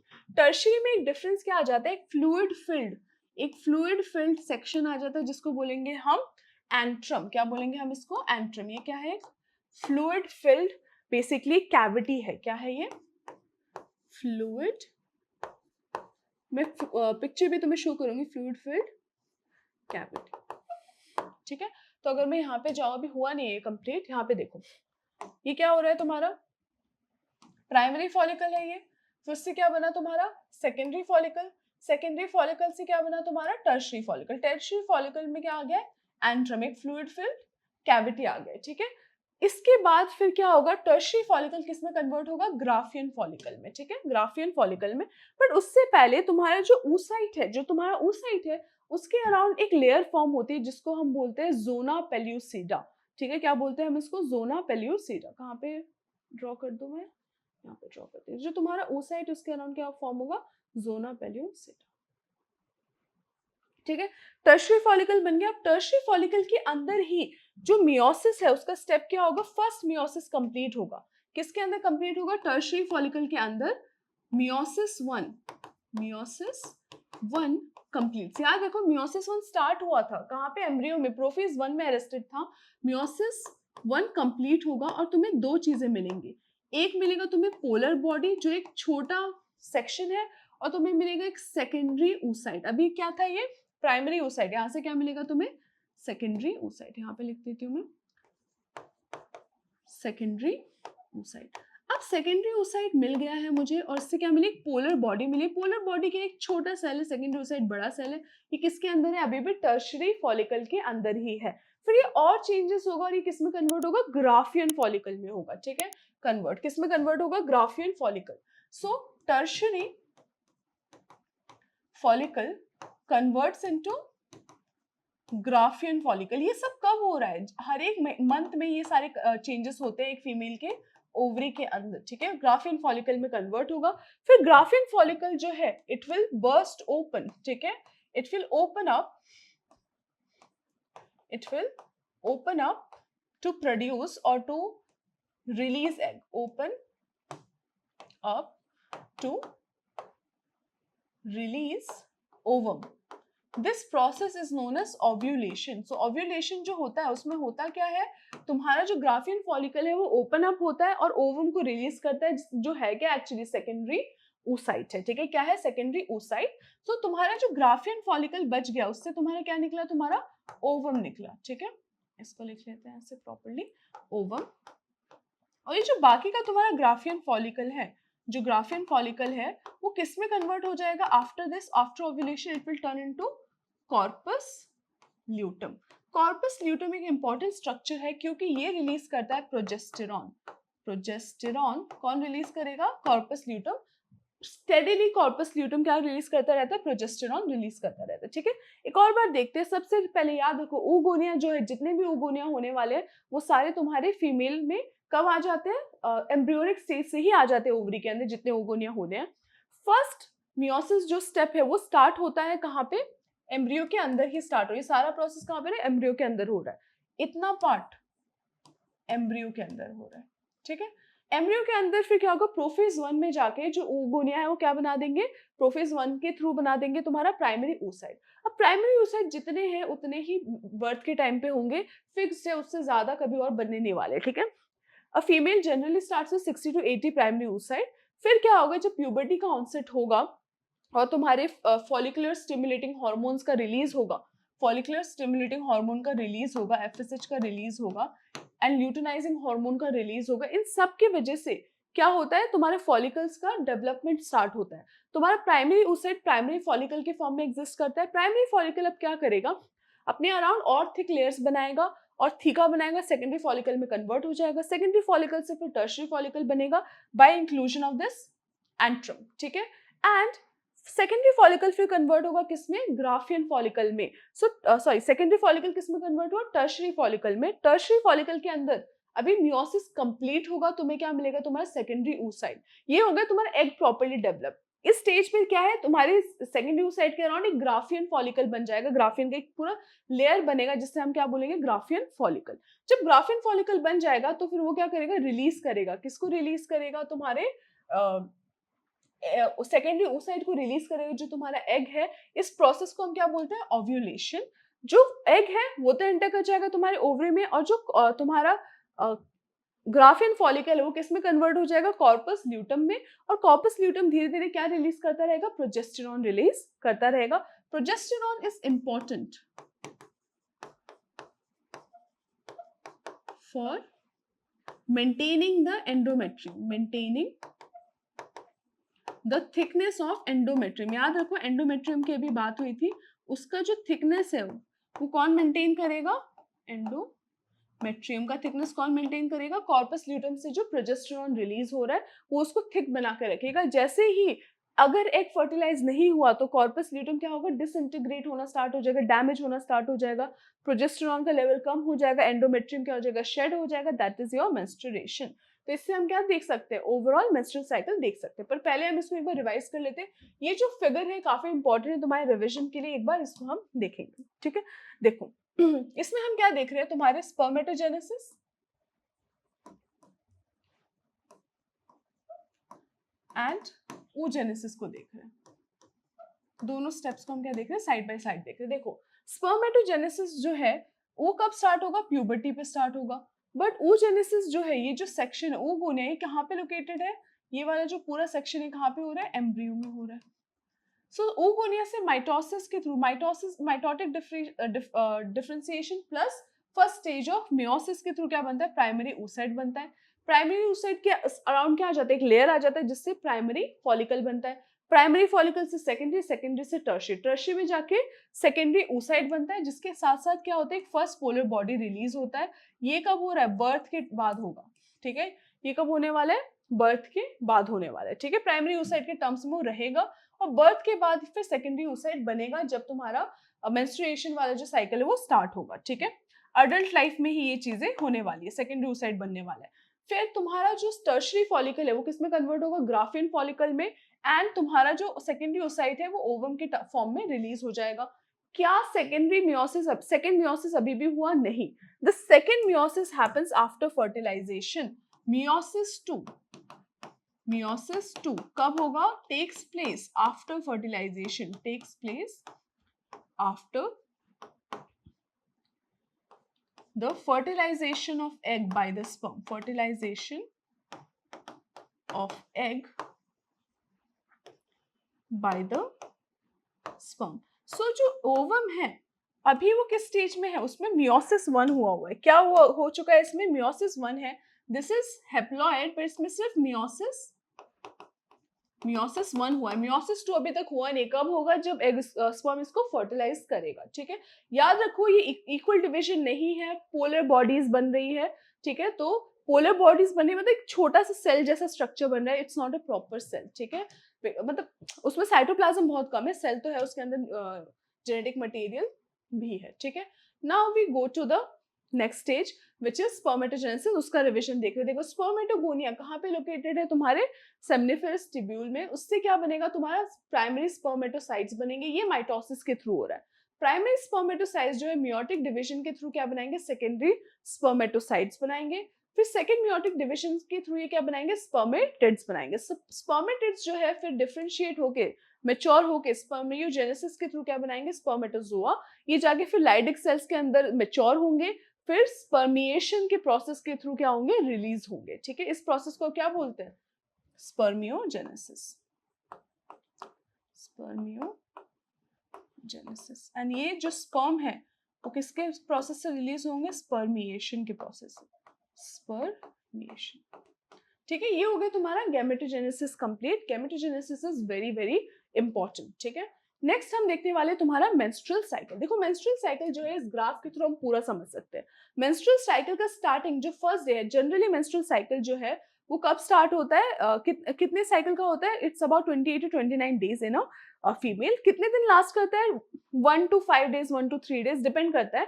3 to 5 यू कुड से 3 to 8 days लास्ट करता है, किसी में 3, किसी में 5, किसी में 8 डेज तक लास्ट कर सकता है। ठीक है, तो यहाँ तक क्या हो गया, तुम्हारा मेंस्ट्रुएशन हो गया। मेंस्ट्रुएशन में होता क्या है, जो एंडोमेट्रियम की थिक लाइनिंग है वो शेड होती है। अब वो शेड क्यों होगी, अगर एग फर्टिलाइज नहीं हुआ तो होता क्या है, if egg is not fertilised, if egg is not fertilised, तो फिर क्या होगा, मेंस्ट्रुएशन स्टार्ट होगा, मेंस्ट्रुएशन स्टार्ट होगा, स्टार्ट्स, जिसमें होता क्या है, एंडोमेट्रियम की जो लाइनिंग है, एंडोमेट्रियम लाइनिंग इज शेड, इसको रिलीज कर देता है बॉडी, ठीक है। तो यूट्रस की जो अंदर वाली लाइनिंग है वो रिलीज हो जाती है वेजाइना के थ्रू, it comes out in the form of blood and that is known as menstruation. How long does it last? 3 to 8 days, किसी में 3 days, किसी में 5 days, किसी में 8 days, नॉर्मल साइकिल होता है, किसी में थोड़ा लॉन्गर भी हो सकता है, but that is the usual length, ठीक है। अब जो एग अगर फर्टिलाइज नहीं हुआ है तो फिर ये प्रोसेस स्टार्ट होगा। जनरली फीमेल्स में ये प्रोसेस कब स्टार्ट होता है? At the onset of puberty. Menstrual cycle जो है वो कब स्टार्ट होता है? Onset of puberty. इस प्रोसेस को मेनार्क भी बोलते हैं, ठीक है। क्या बोलते हैं? मेनार्क, मतलब starting of the menstrual cycle. जब ये खत्म हो जाता है, पॉज हो जाता है, खत्म हो जाता है at the end of let's say 50 years of a female's life, then it's known as menopause. 50, 55, 60 depend करता है फीमेल टू फीमेल, अलग अलग पॉइंट पे मेनोपॉज हो सकता है, ठीक है। मेंस्ट्रुअल साइकिल में क्या हुआ, हम स्टार्ट कब करते हैं? जब से मेंस्ट्रुएशन स्टार्ट हुआ, जब से ब्लीडिंग स्टार्ट हुआ तब से हम क्या करते हैं? मेंस्ट्रुएशन को स्टार्टिंग मानते हैं। तो फर्स्ट फ्यू डेज में क्या होगा? ब्लीडिंग होगी, ठीक है। ड्यूरिंग दिस टाइम जो एस्ट्रोजन का लेवल है वो कम रहेगा। एस्ट्रोजन का लेवल क्या होने वाला है इस टाइम पे? कम होने वाला है, ठीक है। धीरे धीरे towards the end of the menstrual cycle oestrogen का लेवल क्या होने लगता है? इंक्रीज होने लगता है। जब एस्ट्रोजन का लेवल धीरे धीरे इंक्रीज हो रहा है, प्रोजेस्टेरोन का लेवल कम ही है, ठीक है। जो एस्ट्रोजन का लेवल इंक्रीज होता है तो follicle stimulating hormone, luteinising hormones का लेवल क्या होने वाला है? धीरे धीरे इंक्रीज होने वाला है, धीरे धीरे इंक्रीज होगा। इसकी वजह से क्या होता है? फॉलिकल का जो डेवलपमेंट है वो स्टार्ट होता है। इस स्टेज को हम बोलते हैं फॉलिकुलर डेवलपमेंट या फॉलिकुलर फेज, प्रोलिफरेटिव फेज। इसमें जो तुम्हारे प्राइमरी फॉलिकल्स है वो सेकेंडरी में, secondary to tertiary, tertiary to Graafian, ठीक है। So primary to secondary, secondary to tertiary, tertiary to किसमें? ग्राफियन। ग्राफियन के बाद क्या होने वाला है? जब 14th डे में, कौन से डे में? 14th डे में, जब हॉर्मोन्स का पीक होता है, अभी सब में डिफरेंट होगा बट मोस्टली अगर एक नॉर्मल स्टैंडर्ड साइकिल की बात करें तो 14th डे हम मानते हैं। जब ल्यूटिनाइजिंग हार्मोन एकदम पीक पे चला जाएगा, एकदम टॉप पे जाएगा, तब क्या होगा? ओव्यूलेशन होगा। ओव्यूलेशन क्या है? ग्राफियन फॉलिकल से एग का रिलीज होता है, जिसके अराउंड जो ये लेयर है इसको क्या बोलते हैं? जोना पेल्यूसिडा, ठीक है। नाउ ये जो एग है वो रिलीज हुआ है और ये जो स्ट्रक्चर है वो किस में कन्वर्ट हो जाता है? कॉर्पस ल्यूटम में, जो किसको रिलीज करता है? प्रोजेस्टेरॉन को। तो जैसे ही कॉर्पस ल्यूटम बना तो प्रोजेस्टेरॉन का लेवल क्या हो रहा है? इंक्रीज हो गया, ठीक है। तो प्रोजेस्टेरॉन का लेवल क्या हो गया? इंक्रीज हो गया। और जैसे ही ओव्यूलेशन होता है धीरे धीरे क्या होता है? एस्ट्रोजन का लेवल डिक्रीज होने लगता है, ठीक है। अभी जब प्रोजेस्टेरॉन का लेवल बढ़ गया तो एंडोमेट्रियम लाइनिंग की जो थिकनेस है वो क्या हो रही है? इंक्रीज हो रही है। तो 14 डे के बाद एंडोमेट्रियम लाइनिंग क्या होती है? और थिक होती जाती है, क्योंकि अभी प्रिपरेशन किसकी हो रही है? प्रेगनेंसी की। कि एग है अभी ओवरी से रिलीज हुआ है, तुम्हारे फेलोपियन ट्यूब के अंदर एग है, ठीक है, एम्पुला में एग है। तो अगर फर्टिलाइजेशन हुआ तो जाके इम्प्लांट कहाँ पे होगा? एंडोमेट्रियम में, तो वो अभी थिक होके रेडी हो रहा है। बट अगर धीरे धीरे अगर तुम्हारा कॉर्पस ल्यूटम, अगर एग कुछ दिनों के अंदर 1 to 2 days के अंदर अगर ओव्यूलेट फर्टिलाइज नहीं हुआ तो फिर क्या होगा? कॉर्पस ल्यूटम डिसइंटीग्रेट हो जाएगा, regressing corpus luteum, because of which क्या होने वाला है? तुम्हारा प्रोजेस्टेरॉन का लेवल डाउन जाएगा, धीरे धीरे एस्ट्रोजन का लेवल फिर से ऊपर जाएगा और तुम्हारा क्या स्टार्ट हो जाएगा? मेंस्ट्रुएशन फिर से स्टार्ट हो जाएगा। ऐसे करके तुम्हारा पूरा साइकिल चलता है। तो सबसे पहले मेंस्ट्रुएशन से स्टार्ट करते हैं, ठीक है। कहाँ से स्टार्ट करते हैं? मेंस्ट्रुएशन, जहाँ पे ब्लीडिंग होना स्टार्ट होता है। फिर तुम्हारा अराउंड यू कुड से 8 days के बाद फॉलिकुलर फेज स्टार्ट होता है, जिसमें तुम्हारा फॉलिकल क्या हो रहा है? डेवलप हो रहा है। ये किसकी वजह से होता है? तुम्हारे ल्यूटिनाइजिंग हार्मोन और फॉलिकल स्टिमुलेटिंग हार्मोन और एस्ट्रोजन की वजह से होता है, ठीक है। नाउ जैसे जैसे फॉलिकल डेवलप हुआ, जब सबसे पीक में तुम्हारा एस्ट्रोजन है तब ओव्यूलेशन होगा। ओव्यूलेशन होगा, उसके बाद क्या होगा? तुम्हारा एग आ गया है, ओवरी से रिलीज होके फेलोपियन ट्यूब में तुम्हारा कॉर्पस ल्यूटम बनेगा ग्राफियन फॉलिकल से। कॉर्पस ल्यूटम बनते ही किसका लेवल इंक्रीज हो जाएगा? तुम्हारे प्रोजेस्टेरॉन का। प्रोजेस्टेरॉन क्या बोलेगा कि तुम एंडोमेट्रियम को थिक बनाओ। इसको बोलते हैं ल्यूटल फेज, ठीक है। ल्यूटल फेज क्यों बोलते हैं? क्योंकि जो कॉर्पस ल्यूटम है, ल्यूटल फेज कॉर्पस ल्यूटम से आया है। कॉर्पस ल्यूटम क्या रिलीज कर रहा है? प्रोजेस्टेरॉन। प्रोजेस्टेरॉन जब रिलीज होगा एंडोमेट्रियम की लाइनिंग क्या होगी? थिक होगी। एंड अब ये क्या है? रेडी है। किसके लिए रेडी है? अगर जाइगोट बना और एम्ब्रियो बना तो उसके लिए इम्प्लांटेशन के लिए रेडी है। बट जब ऐसा नहीं होता है तो फिर क्या होता है?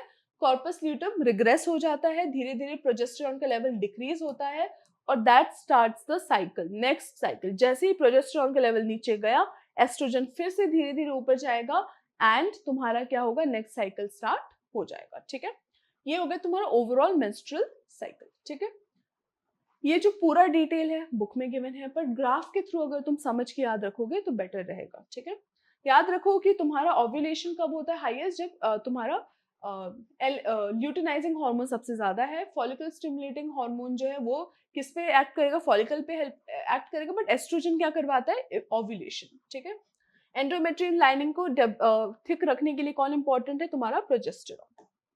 नेक्स्ट में जाता है जो एक्चुअल फर्टिलाइजेशन वाला स्टेप है। ठीक है, फर्टिलाइजेशन है क्या, so basically you have the egg, right. यहाँ पे जैसे तुम पिक्चर में देख पा रहे हो तुम्हारा एग है, एग में क्या है, बाहर तुम्हारा ग्रैन्युलेशनल सेल है एंड तुम्हारा जोना पेल्यूसिडा है। ठीक है, तो ये पूरा तुम्हारा एग है।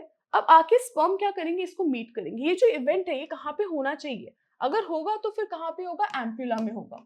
ठीक है,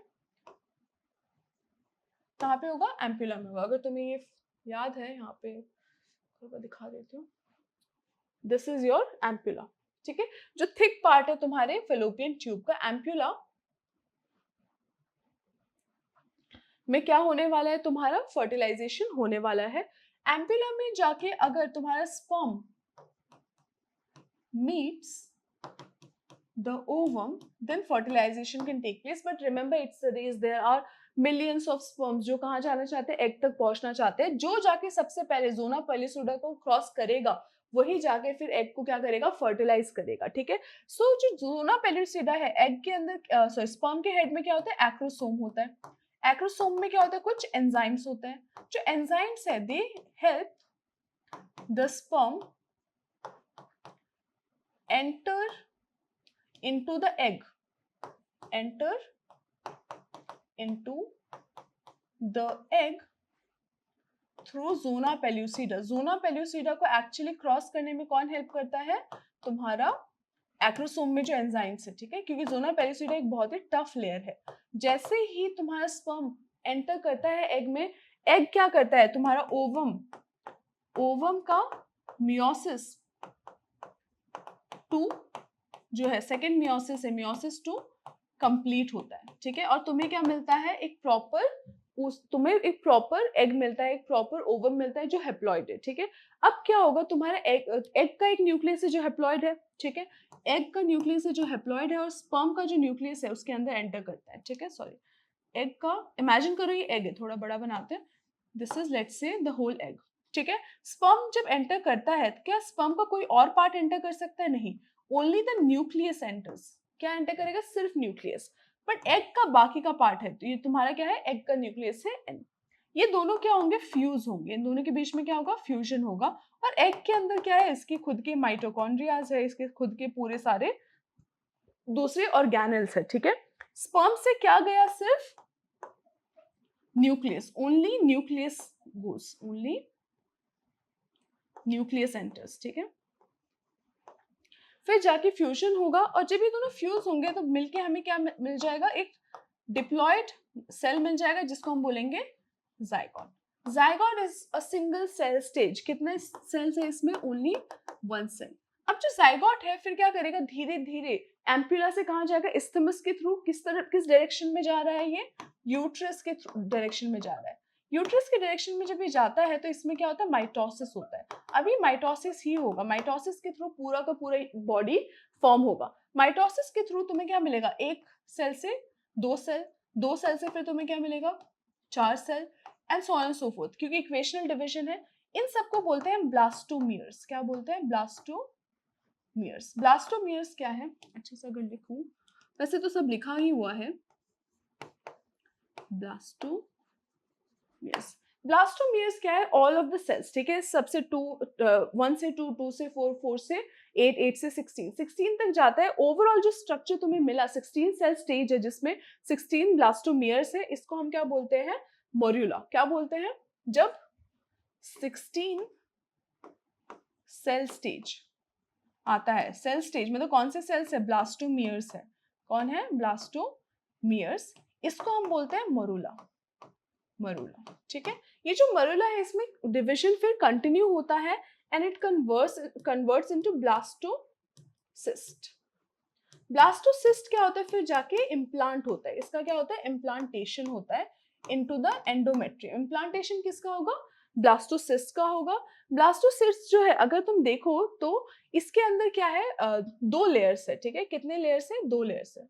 ब्लास्टोसिस्ट अगर तुम देखो इसके अंदर दो लेयर्स है, एक है ट्रोपोब्लास्ट, ट्रोफोब्लास्ट, और एक है inner cell mass, inner mass या फिर इनर सेल मास।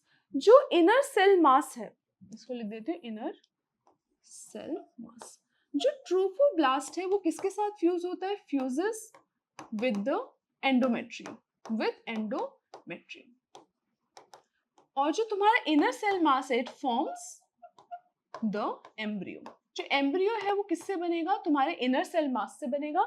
और जो बाहर वाला जो लेयर है ट्रोपोब्लास्ट है वो किसके साथ फ्यूज कर जाएगा, एंडोमेट्रियम के साथ फ्यूज करेगा एंड इम्प्लांटेशन कंप्लीट होगा जब तुम्हारा एंडोमेट्रियम का लेयर उसके ऊपर ऊपर कवरिंग बना देगा, ठीक है। तो एक बार देख लेते हैं ये वाला पूरा प्रोसेस, इसको क्या हम बोलते हैं, इस प्रोसेस को हम क्या बोल रहे हैं, इम्प्लांटेशन। देखो, the mitotic division start as a zygote moves through the isthmus. Isthmus के थ्रू जब जाइगोट मूव कर रहा है तो क्या बोलेंगे, इस प्रोसेस, इसमें क्या हो रहा है, माइटोटिक डिवीजन हो रहा है।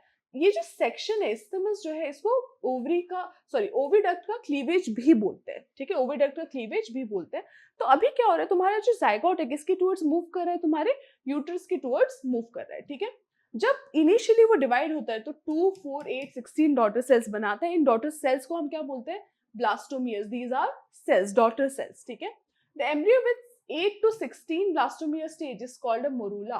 मोरूला का एक स्टेज है जिसमें कितने सेल्स है तुम्हारे, 8 to 16, ठीक है, यूजुअली 8 to 16 सेल्स है। एंड जब ये मोरूला कंटिन्यू करता है डिवाइड करना और ट्रांसफॉर्म किस में हो जाता है, ब्लास्टोसिस्ट में। ब्लास्टोसिस्ट में दो लेयर्स है, क्या क्या है, trophoblast and inner cell mass. क्या क्या है, trophoblast and inner cell mass. ये जाके फिर दो लेयर्स में अरेंज हो गए, ट्रोफोब्लास्ट एंड इनर सेल मास।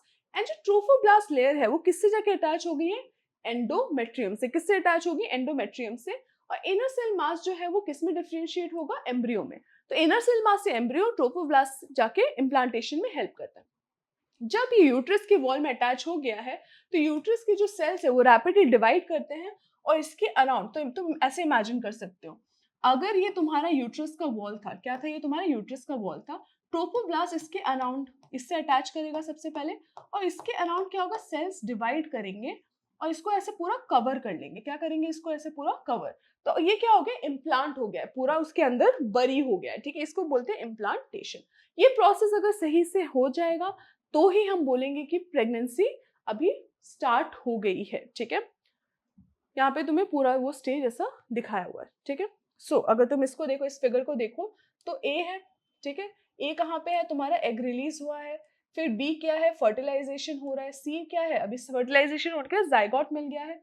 फिर सी क्या है, तुम्हारा सेल डिविजन स्टार्ट हो गया है। डी में 4 सेल स्टेज है। ई में जो तुम्हारा 8 to 16 सेल स्टेज है, मोरूला है।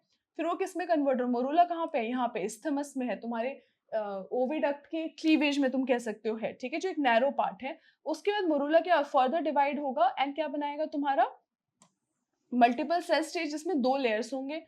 जो दो लेयर से प्रॉपर्ली अरेंज होने के बाद क्या बनाते हैं, ब्लास्टोसिस्ट, जिसमें बाहर वाला क्या है, ट्रोफोब्लास्ट, और अंदर वाला क्या है तुम्हारा, इनर सेल मास, ठीक है। इनर सेल मास से क्या बनेगा, एक्चुअल जो एम्ब्रियो है वो बनेगा।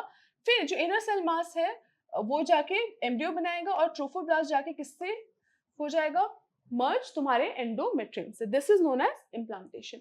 Once this is done the pregnancy can then start. Okay, अब नेक्स्ट क्या होगा कि हमें देखना है, इम्प्लांटेशन हो गया। इम्प्लांटेशन के बाद जो नेक्स्ट स्टेज आता है वो है प्रेगनेंसी, ठीक है। So let's look at pregnancy. जब इम्प्लांटेशन सक्सेसफुल हो गया है तो जो हमारे ट्रोफोब्लास्ट सेल्स थे उन्होंने क्या किया था, एंडोमेट्रियम के साथ फ्यूज किया था, ठीक है। जब ये फ्यूजन प्रॉपर्ली पूरा हो जाता है तो एक स्ट्रक्चर हमें मिलता है, that is known as, the structure is known as chorionic villi, ठीक है। कोरियोनिक विलाई क्या है, ट्रोपोब्लास्ट जो है उसका और तुम्हारे एंडोमेट्रियम यूट्रिन टिश्यू का फ्यूजन होके फॉर्म होता है। जो कोरियोनिक विलाई है, कोरियोनिक विलाई ही जब बाद में फ्यूज होता है तो इंटरलॉक करके क्या बनाता है, तुम्हारा प्लेसेंटा। ये जो पूरा स्ट्रक्चर तुम्हें मिल रहा है इसको हम क्या बोलते हैं, placenta. Placenta is a disc shape structure. कैसा स्ट्रक्चर है? एक डिस्क शेप्ड ऑर्गन है ये, ठीक है। ये ऐसा ऑर्गन है जो सिर्फ प्रेग्नेंट फीमेल्स में मिलता है, किसी और ह्यूमन में नहीं मिलेगा। किस में मिलेगा? सिर्फ प्रेग्नेंट फीमेल्स में मिलेगा प्लेसेंटा। अब जो प्लेसेंटा है, एक्सक्यूज मी, जो प्लेसेंटा है वो बहुत इंपॉर्टेंट है, क्योंकि जो भी तुम्हारा ग्रोइंग एम्ब्रियो है उसको जितना भी न्यूट्रिशन चाहिए, जो भी ऑक्सीजन चाहिए, वो प्लेसेंटा डिलीवर करता है। और जो भी वो वेस्ट फॉर्म कर रहा है उसको भी कौन लेके आता है? प्लेसेंटा उसको वापस लेके आता है। प्लेसेंटा के थ्रू ही तुम्हारे जो एम्ब्रियो है उसके अंदर एंटीबॉडीज भी ट्रैवल कर सकती है। रिमेंबर एंटीबॉडीज की हमने बात की थी, वो भी कहाँ से ट्रैवल कर सकती है? प्लेसेंटा के थ्रू, ठीक है।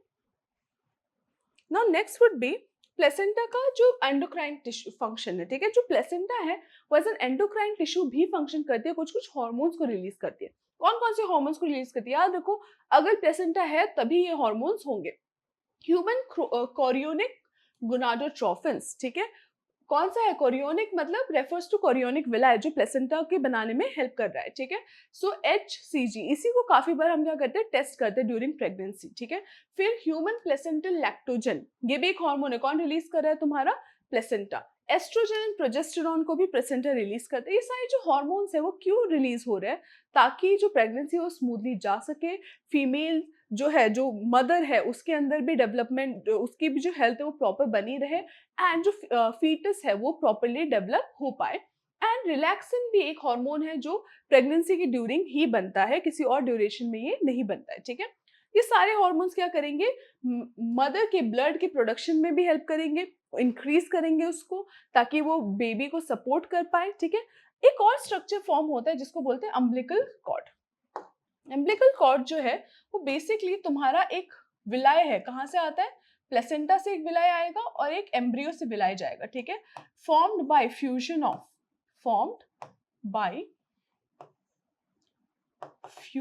Of placental villi and fetal villi. Fetus से एक विलाय जाएगा और प्लेसेंटा से एक विलाय जाएगा, वो दोनों फ्यूज होंगे। रिमेंबर, इसके थ्रू ब्लड जरूर जाएगा बट कभी भी ब्लड एक्सचेंज नहीं होगा। There will be no exchange of blood, ठीक है। सो ये तुम्हारा क्या है? Proper this is how the embryo will grow. And इसका जो सर्विक्स है, याद रखो, सर्विक्स क्या रहेगा? प्लग्ड रहेगा, ताकि कोई भी जर्म या कोई भी फॉरेन पार्टिकल्स जो है वो एंटर ना कर पाए, ठीक है। नाउ जो एम्ब्रियो है वो डेवलप कैसे हो रहा है, ठीक है। During all of this process embryo जो है वो डेवलप हो रहा है। एम्ब्रियो, याद करो, इम्प्लांटेशन के टाइम पे ब्लास्टोसिस्ट के फॉर्म में था, बट फिर क्या होता है? एम्ब्रियो काफी बार डिवाइड करता है और 2 लेयर्स फॉर्म करता है। पहले इनिशियली जो डिवीजन है उसके बाद क्या फॉर्म होते हैं? 2 लेयर्स फॉर्म होते हैं, that is ectoderm and endoderm. Ectoderm and endoderm. अब तुम लोगों ने अगर एनिमल किंगडम वाला चैप्टर कवर किया है तो फिर तुम्हें पता होगा एंडोडर्म।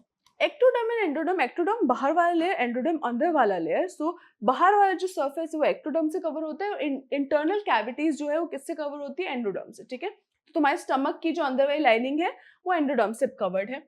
नाउ इसके बीच में बाद में लेटर ऑन एक और लेयर आ जाता है जिसको बोलते हैं मेसोडर्म। और मेसोडर्म से क्या बनते हैं? सारे ऑर्गन्स एंड ऑर्गन सिस्टम्स बनते हैं, ठीक है। तो ये तीनों लेयर है। जो थर्ड लेयर है वो बाद में फॉर्म होती है, फॉर्म्स लेटर मतलब बहुत देर बाद में। इनिशियली सबसे पहले एक्टोडर्म, एंडोडर्म, फिर मेसोडर्म। ये तीनों लेयर्स बनके पूरा का पूरा ऑर्गेनिज्म फॉर्म करती है। एंड इन तीनों लेयर्स में क्या होता है? स्टेम सेल्स भी होते हैं। कौन से सेल्स होते हैं? Stem cells, which can produce multiple types of cells, produce different types of cells. तो जितने भी टाइप ऑफ सेल्स है हमारे बॉडी में वो ये स्पर्म सेल्स प्रोड्यूस कर सकते हैं। डिफरेंट टाइप्स ऑफ सेल्स ये स्पर्म सेल्स प्रोड्यूस कर सकते हैं, ठीक है। नाउ जो ओवरऑल स्टेजेस है, इनिशियली क्या देखो, जो 1 मंथ मार्क है उसमें हमें एम्ब्रियो में क्या दिखता है? सबसे पहले जो ऑर्गन फॉर्म हो रहा है वो है heart. So after 1 month of pregnancy embryos heart is form. So 1 month के बाद क्या फॉर्म हो रहा है? हार्ट फॉर्म हो रहा है। फिर हम देखेंगे कि ओवरऑल जो साइन, अगर कोई इनिशियल साइन देखता है फीटस की ग्रोथ का, तो किसका देखता है? हार्ट रेट को काफी बार मॉनिटर किया जाता है। एंड ऑफ 2nd मंथ में हमें क्या दिखने लगता है? फीटस के लिम्स एंड डिजिट्स दिखने लगते हैं, ठीक है। हाथ पैर थोड़े बहुत दिखने लगते हैं। By the end of 12 weeks, मतलब फर्स्ट ट्राइमेस्टर 3 मंथ के बाद हमें क्या दिखने लगता है? मेजर ऑर्गन सिस्टम्स दिखने लगेंगे। हम पता लगा सकते हैं कि फीमेल है या मेल है, ठीक है। सो लिम्स दिखने लगते हैं, एक्सटर्नल जेनिटेलिया भी दिखने लगता है। The first movement of the fetus will take place and the first hair will take place after the 5th month. 3rd month के बाद ओवरऑल बाहर के स्ट्रक्चर्स, प्रॉपर ऑर्गन्स बन गए। पहला मूवमेंट किसके बाद दिखेगा? 5th मंथ के बाद दिखेगा। By the end of about 24 weeks और सेकेंड ट्राइमेस्टर, 6 महीने के बाद पूरा जो ह्यूमन का बॉडी, जो फीटस का बॉडी, वो हेयर से कवर्ड होगा, आईलिड्स होंगी, आई लैशेस होंगी जो हमें दिखने लगेंगी। उसके बाद by the end of 9 months pregnancy के लिए जो फीटस है वो रेडी है, और अभी होने वाला है कौन सा step? Parturition, that is the child birth, ठीक है।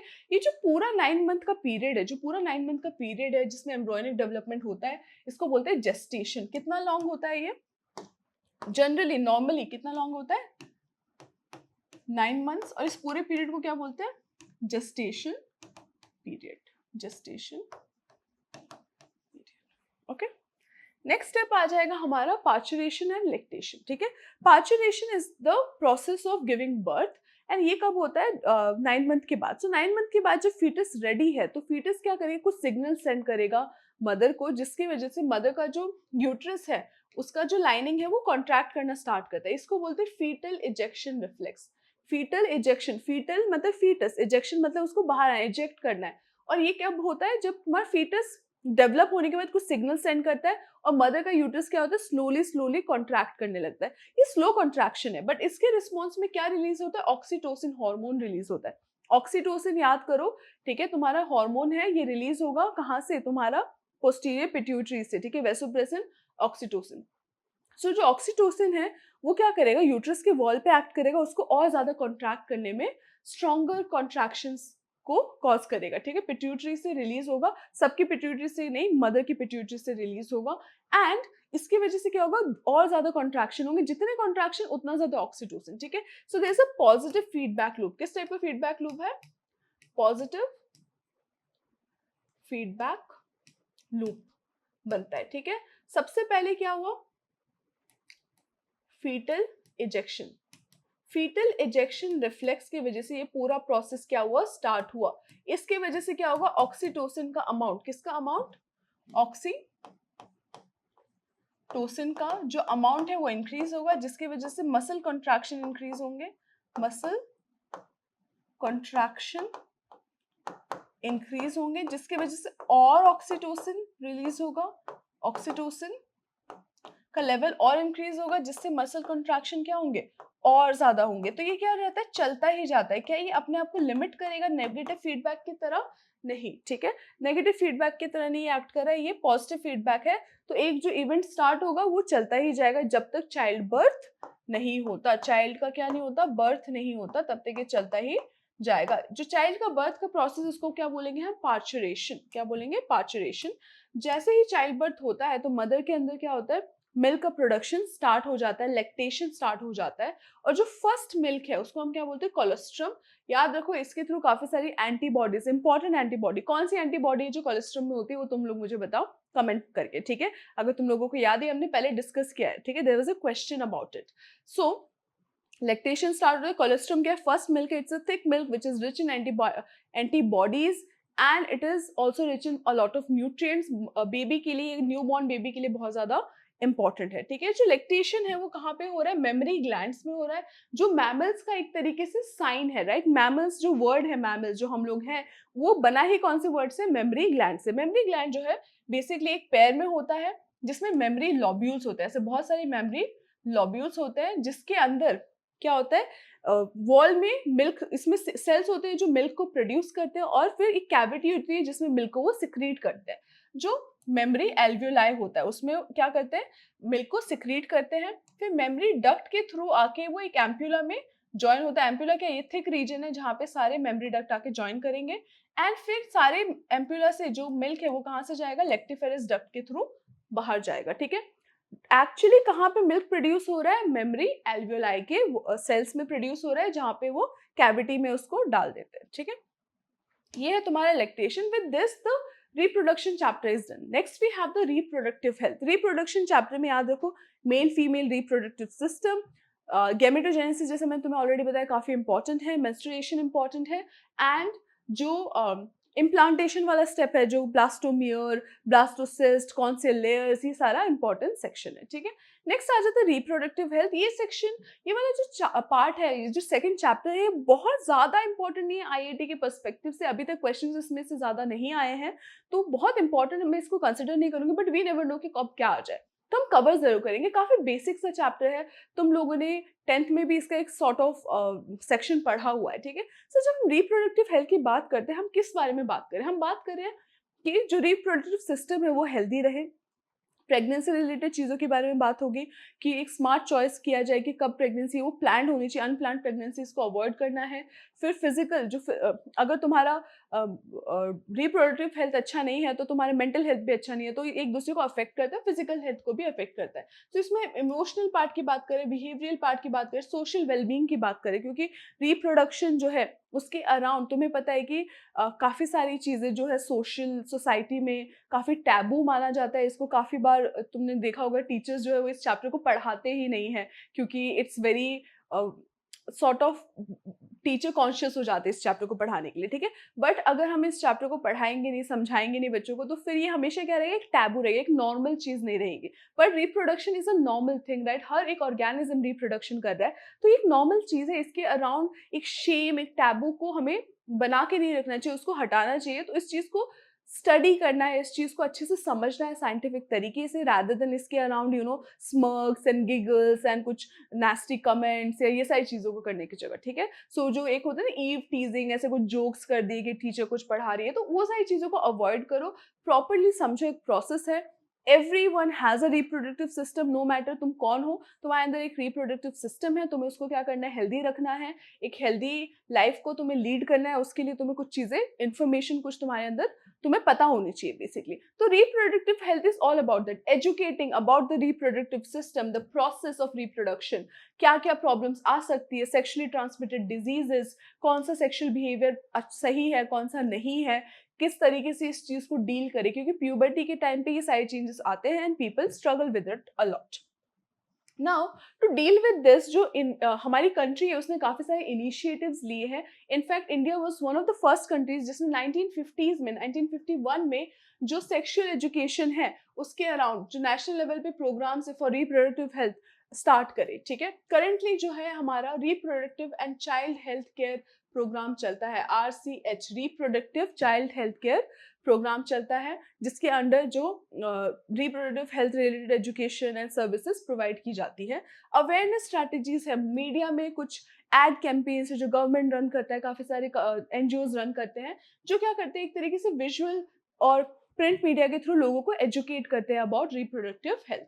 Role of family members and teachers, जैसे अभी एक चैप्टर है, मैं तुम लोगों को बताया 10th में किसी टीचर ने तुम्हें पढ़ाया होगा या फिर नहीं पढ़ाया होगा। नहीं पढ़ाया होगा तो फिर सही बात नहीं है, अगर पढ़ाया होगा तो that's a good job. Family members को भी एक दूसरे से बात करनी चाहिए, इन सब चीज़ों को नॉर्मलाइज करने की जरूरत है। जो मैक्सिमम टैबूज है, जो सोसाइटी में प्रॉब्लम्स है, वो काफी बार क्या होता है, इस चीज के बारे में बात ना करने की वजह से भी आते हैं। Introducing sex education in school and dispelling the myths and misconception. So काफ़ी सारे बच्चे हैं, बहुत सारे मिसकंसेप्शंस होते हैं उनके माइंड में, और क्योंकि कोई एडल्ट उनको बता नहीं रहा है, तो आपस में ही गॉसिप्स एंड कुछ रैंडम इन्फॉर्मेशन आ गई, सबने मान लिया, तो ऐसे मिथ्स बन जाते हैं, जिसकी वजह से क्या होता है कि मिसकंसेप्शंस आते हैं, बच्चे डर जाते हैं एंड रॉन्ग स्टेप्स भी ले सकते हैं। तो ये सब चीज़ों को अवॉइड करने के लिए sex education is very important. क्या क्या सिस्टम, सपोर्ट सिस्टम्स रिक्वायर्ड है? देखो, एक स्ट्रॉन्ग मेडिकल एक्सपर्टीज का एक सिस्टम होना चाहिए कि अपने पास ऐसे डॉक्टर्स होने चाहिए जो इन सारे फील्ड्स में क्या करें, एक्सपर्ट्स हो। इंडिया में मेडिकल सिस्टम काफ़ी अच्छा है, स्ट्रॉन्ग है इन टर्म्स ऑफ एजुकेशन, बट फिर उसके बाद लोगों तक इंफ्रास्ट्रक्चर जो पहुंच पाए वो हमें और इम्प्रूव करने की जरूरत है। Improve medical techniques for pregnancy, delivery and contraception. जितने ज़्यादा अच्छे मेथड्स ऑफ कॉन्ट्रासेप्शन हो, जो बहुत ज़्यादा सक्सेसफुल है, उतना अच्छा है। अगर प्रेगनेंसी है तो उससे रिलेटेड जो केयर है वो लोगों को पता हो कि किस तरह का न्यूट्रिशन कंज्यूम करना है, डिलीवरी के टाइम पे किस तरीके से टेक्निक्स यूज करने, मेंस्ट्रुअल इश्यूज जो होते हैं फीमेल्स में, उन सब का टेक केयर करने के लिए हमें एक स्ट्रॉन्ग सिस्टम चाहिए, ठीक है। गवर्नमेंट मेजर्स क्या है, काफी सारे गवर्नमेंट ने क्या लिए, स्टेप्स लिए हैं, जिससे क्या होता है कि रिप्रोडक्टिव हेल्थ जो है पूरी कंट्री की वो इम्प्रूव हो। For example, ban on female foeticide, right, जो फीमेल फीटसेस होते हैं उनको पहले फिगर आउट करके कि हाँ कौन सा मेल है कौन सा फीमेल है फीटस, और फिर फीमेल का अबॉर्शन किया जाता था, जिससे फीमेल का नंबर जो है वो काफी कम हुआ है, काफी सारे स्टेट्स में काफी कम है। तो इसको भी क्या किया है, गवर्नमेंट ने बैन किया in order to prevent this from happening. फिर चाइल्ड इम्यूनाइजेशन प्रोग्राम्स को लॉन्च किया, मतलब बच्चों का वैक्सीनेशन करवाया गया ताकि वो हेल्दी रहे, एक अच्छी एडल्ट लाइफ तक वो अच्छा लाइफ लीड कर पाए। फिर रिसर्च एंड डेवलपमेंट्स होनी चाहिए कि कॉन्ट्रासेप्टिव मेथड्स किस किस टाइप के हैं जो ज़्यादा सक्सेसफुल हो, ज़्यादा चीप हो, ज़्यादा इजीली अवेलेबल हो, ताकि अनवांटेड प्रेगनेंसीज को हम अवॉइड कर पाए। क्योंकि अनवांटेड प्रेगनेंसी जो है वो हर एक के लिए एक हेडेक है। मदर के लिए इट्स अ फिजिकल थ्रेट। अगर मदर जो है उसकी बॉडी अगर फिजिकली रेडी नहीं है फॉर द प्रेगनेंसी, देन उसके लिए वो एक थ्रेट है। फिर it's a financial burden, it's economical burden, so there is a lot of things that is happening because of unwanted pregnancies. And then plan pregnancies भी है, बट अगर बहुत ज़्यादा प्रेगनेंसीज है, बहुत ज़्यादा ही चाइल्ड बर्थ हो रहा है, तो पॉपुलेशन का ग्रोथ क्या हो जाएगा, अनकंट्रोलेबल हो जाएगा। ये एक बहुत पॉइंट ऑफ कंसर्न हुआ करता था till before I would say a few years, but अभी क्या हो रहा है, रियलाइज हो रहा है कि ये एक बहुत बड़ा इशू नहीं है, बट प्रॉब्लम क्यों, लोग इससे कंसर्न थे क्यों? कंसर्न इसलिए थे क्योंकि रिसोर्सेज जो है वो लिमिटेड है, फूड लिमिटेड है, स्पेस लिमिटेड है। तो अगर पॉपुलेशन बहुत ज्यादा इंक्रीज हुआ तो सारे रिसोर्सेज पे क्या आएगा, बर्डन आएगा। इसीलिए हमें क्या करना चाहिए, पॉपुलेशन को कंट्रोल में रखना चाहिए, ठीक है। नाउ क्या क्या हम कर सकते हैं, स्मॉलर फैमिलीज को प्रमोट करो कि स्मॉलर फैमिलीज है तो you can take care of everyone, so it's better. हमारे दो एक तरीके का एक कैंपेन था जो गवर्नमेंट ने लॉन्च किया था, जो काफी सक्सेसफुल था, लोगों को पता था उसके बारे में। इंक्रीजिंग मैरिज एज लीगली, अगर एक मैरिज बाद में लीगल हो, फॉर एग्जाम्पल 21 या समथिंग लाइक दैट अगर हो, तो फिर लोग क्या होते हैं, ज्यादा अवेयर होते हैं कि हम अपनी फैमिली की प्लानिंग कैसे कर सकते हैं, उसके थ्रू भी पॉपुलेशन क्या है, कंट्रोल में आ सकता है। Then incentives for small families, अगर तुम्हारे एक ही बच्चा है या फिर दो ही बच्चे हैं तो उनको कुछ और एजुकेशन में सपोर्ट देना, इस टाइप के जो स्टेप्स है वो गवर्नमेंट लेता रहता है, जिससे फैमिलीज को क्या है, बेटर फील होता है अगर उनकी स्मॉलर फैमिलीज हो, क्योंकि उनको इंसेंटिव मिल रहा है, उनको कोई हेल्प भी मिल रही है उसके साथ, ठीक है। Then you have contraceptive methods, अगर तुम्हें चाहिए कि पॉपुलेशन को हम कंट्रोल में रखें, तो there should be some ways of preventing unwanted pregnancies. Contraceptive methods are a way of preventing unwanted pregnancy but also preventing sexually transmitted diseases. बहुत सारे डिजीजेस है जो during copulation, during sex spread हो सकते हैं, उनको प्रिवेंट करने के लिए भी काफी सारे कॉन्ट्रासेप्टिव मेथड्स यूजफुल है। कौन से वाले, specially the barrier methods, the only method जिसके through, only contraceptive methods, only contraceptive methods या फिर method that can help in preventing pregnancy, that can help in preventing pregnancy तो कर ही सकता है STD, sexually transmitted infections या diseases, STIs और STDs को प्रिवेंट करने में बैरियर मेथड ही यूजफुल है, क्योंकि हम देखेंगे सेक्सुअली ट्रांसमिटेड डिजीजेस कैसे फैलती है, बेसिकली कैसे ट्रांसमिट होती है, ठीक है। नाउ कॉन्ट्रासेप्टिव मेथड्स क्या क्या है, ठीक है। एक तो है बैरियर मेथड, जिसमें हम कॉन्डम्स वगैरह यूज करेंगे, जिससे क्या होगा, जो स्पर्म है वो फीमेल रिप्रोडक्टिव ट्रैक में जाएगा ही नहीं, तो फर्टिलाइजेशन होगा ही नहीं। Then there are some intrauterine devices, intrauterine devices मतलब यूट्रस के अंदर इनको इम्प्लांट किया जाता है, जैसे कॉपर टी काफी फेमस है, कॉपर 7 भी काफी फेमस है। ये सारे क्या करते हैं, स्पर्म की मोटिलिटी को इफेक्ट करते हैं और स्पर्म को सॉर्ट ऑफ स्पर्म को डिस्ट्रॉय करते हैं, जिससे क्या होता है, फर्टिलाइजेशन नहीं हो पाता है। देन यू हैव, या फिर काफी सारे ऐसे भी हो सकते हैं जो ओव्यूलेशन को रिस्ट्रिक्ट करे, मतलब ओव्यूलेशन ही ना हो, एग ही ना प्रोड्यूस हो, वैसे भी हो सकता है। ओरल कॉन्ट्रासेप्टिव काफी फेमस है, तुम्हारा सहेली या फिर आई पिल है कि इस टाइप की जो कंपनीज है वो काफी फेमस है। ये क्या करते हैं, प्रोजेस्टेरॉन पिल्स होते हैं और या फिर प्रोजेस्टेरॉन एस्ट्रोजन के कॉम्बिनेशंस होते हैं, जो कि मेंस्ट्रुअल साइकिल को काइंड ऑफ प्रिवेंट करते हैं। मतलब साइकिल तो होगा बट प्रेगनेंसी को प्रिवेंट करेंगे, बिकॉज ये एक तरीके से नॉन स्टेरॉइडल है, बट प्रेगनेंसी को होने नहीं देंगे, ठीक है। इंजेक्टेबल्स एंड इम्प्लांट्स, तो कुछ ऐसे ही जो हार्मोन बेस्ड इम्प्लांट्स भी हो सकते हैं, जो कि क्या करेंगे, तुम्हारे स्किन के अंदर डाल देंगे और वो पीरियोडिकली इन हार्मोन्स को रिलीज करते रहेंगे। याद देखो, मेंस्ट्रुअल साइकिल जो है वो हार्मोन के साइकिलिंग की वजह से होता है, तो अगर वो हार्मोन एक पर्टिकुलर वे में हम साइकिल करें तो ओव्यूलेशन को हम प्रिवेंट कर सकते हैं, और ओव्यूलेशन नहीं होगा तो फिर प्रेगनेंसी नहीं होगी।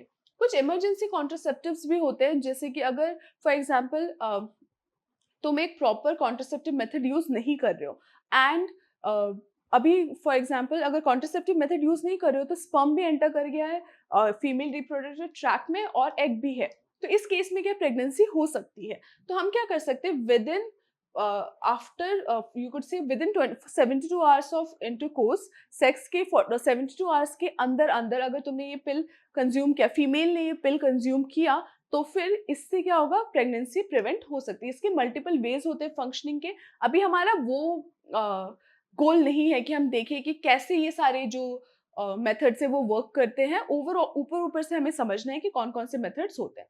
सर्जिकल मेथड्स हैं जो स्टरलाइजेशन भी जिसको हम बोलते हैं, ये थोड़ा लॉन्ग टर्म यू कुड से सोल्यूशन है या फिर मोर और less permanent kind of solution है। क्योंकि इसमें हम क्या कर रहे हैं कि अगर फॉर एग्जांपल एक फैमिली है जिसमें मदर एंड फादर ने बोला कि हाँ ठीक है, this is the number of child that we want, either of the people can use this. ठीक है, इसमें सर्जिकली हम क्या करते हैं, ट्यूब्स को टाई करते हैं। ठीक है, फॉर एग्जांपल अगर वास्ट डिफरेंस को टाई कर रहे हैं तो वेसेक्टमी, और अगर हम लोग ओविडक्ट को टाई कर रहे हैं तो क्या हो जाएगा, ट्यूबेक्टमी। तो इससे क्या होगा कि स्पर्म जो है वो रिलीज ही नहीं हो पाएगा, तो वेसेक्टमी में और ट्यूबेक्टमी में एग जो है वो यूट्रस तक पहुंच नहीं पाएगा और स्पर्म एग तक नहीं पहुंच पाएगा, तो इससे क्या होगा कि कॉन्ट्रासेप्शन हो जाएगा। ठीक है, सो कॉन्ट्रासेप्टिव मेथड जो है वो इतने ज्यादा इंपॉर्टेंट नहीं है, बट हमें नाम पता होना चाहिए, डिफरेंट टाइप्स हमें पता होने चाहिए।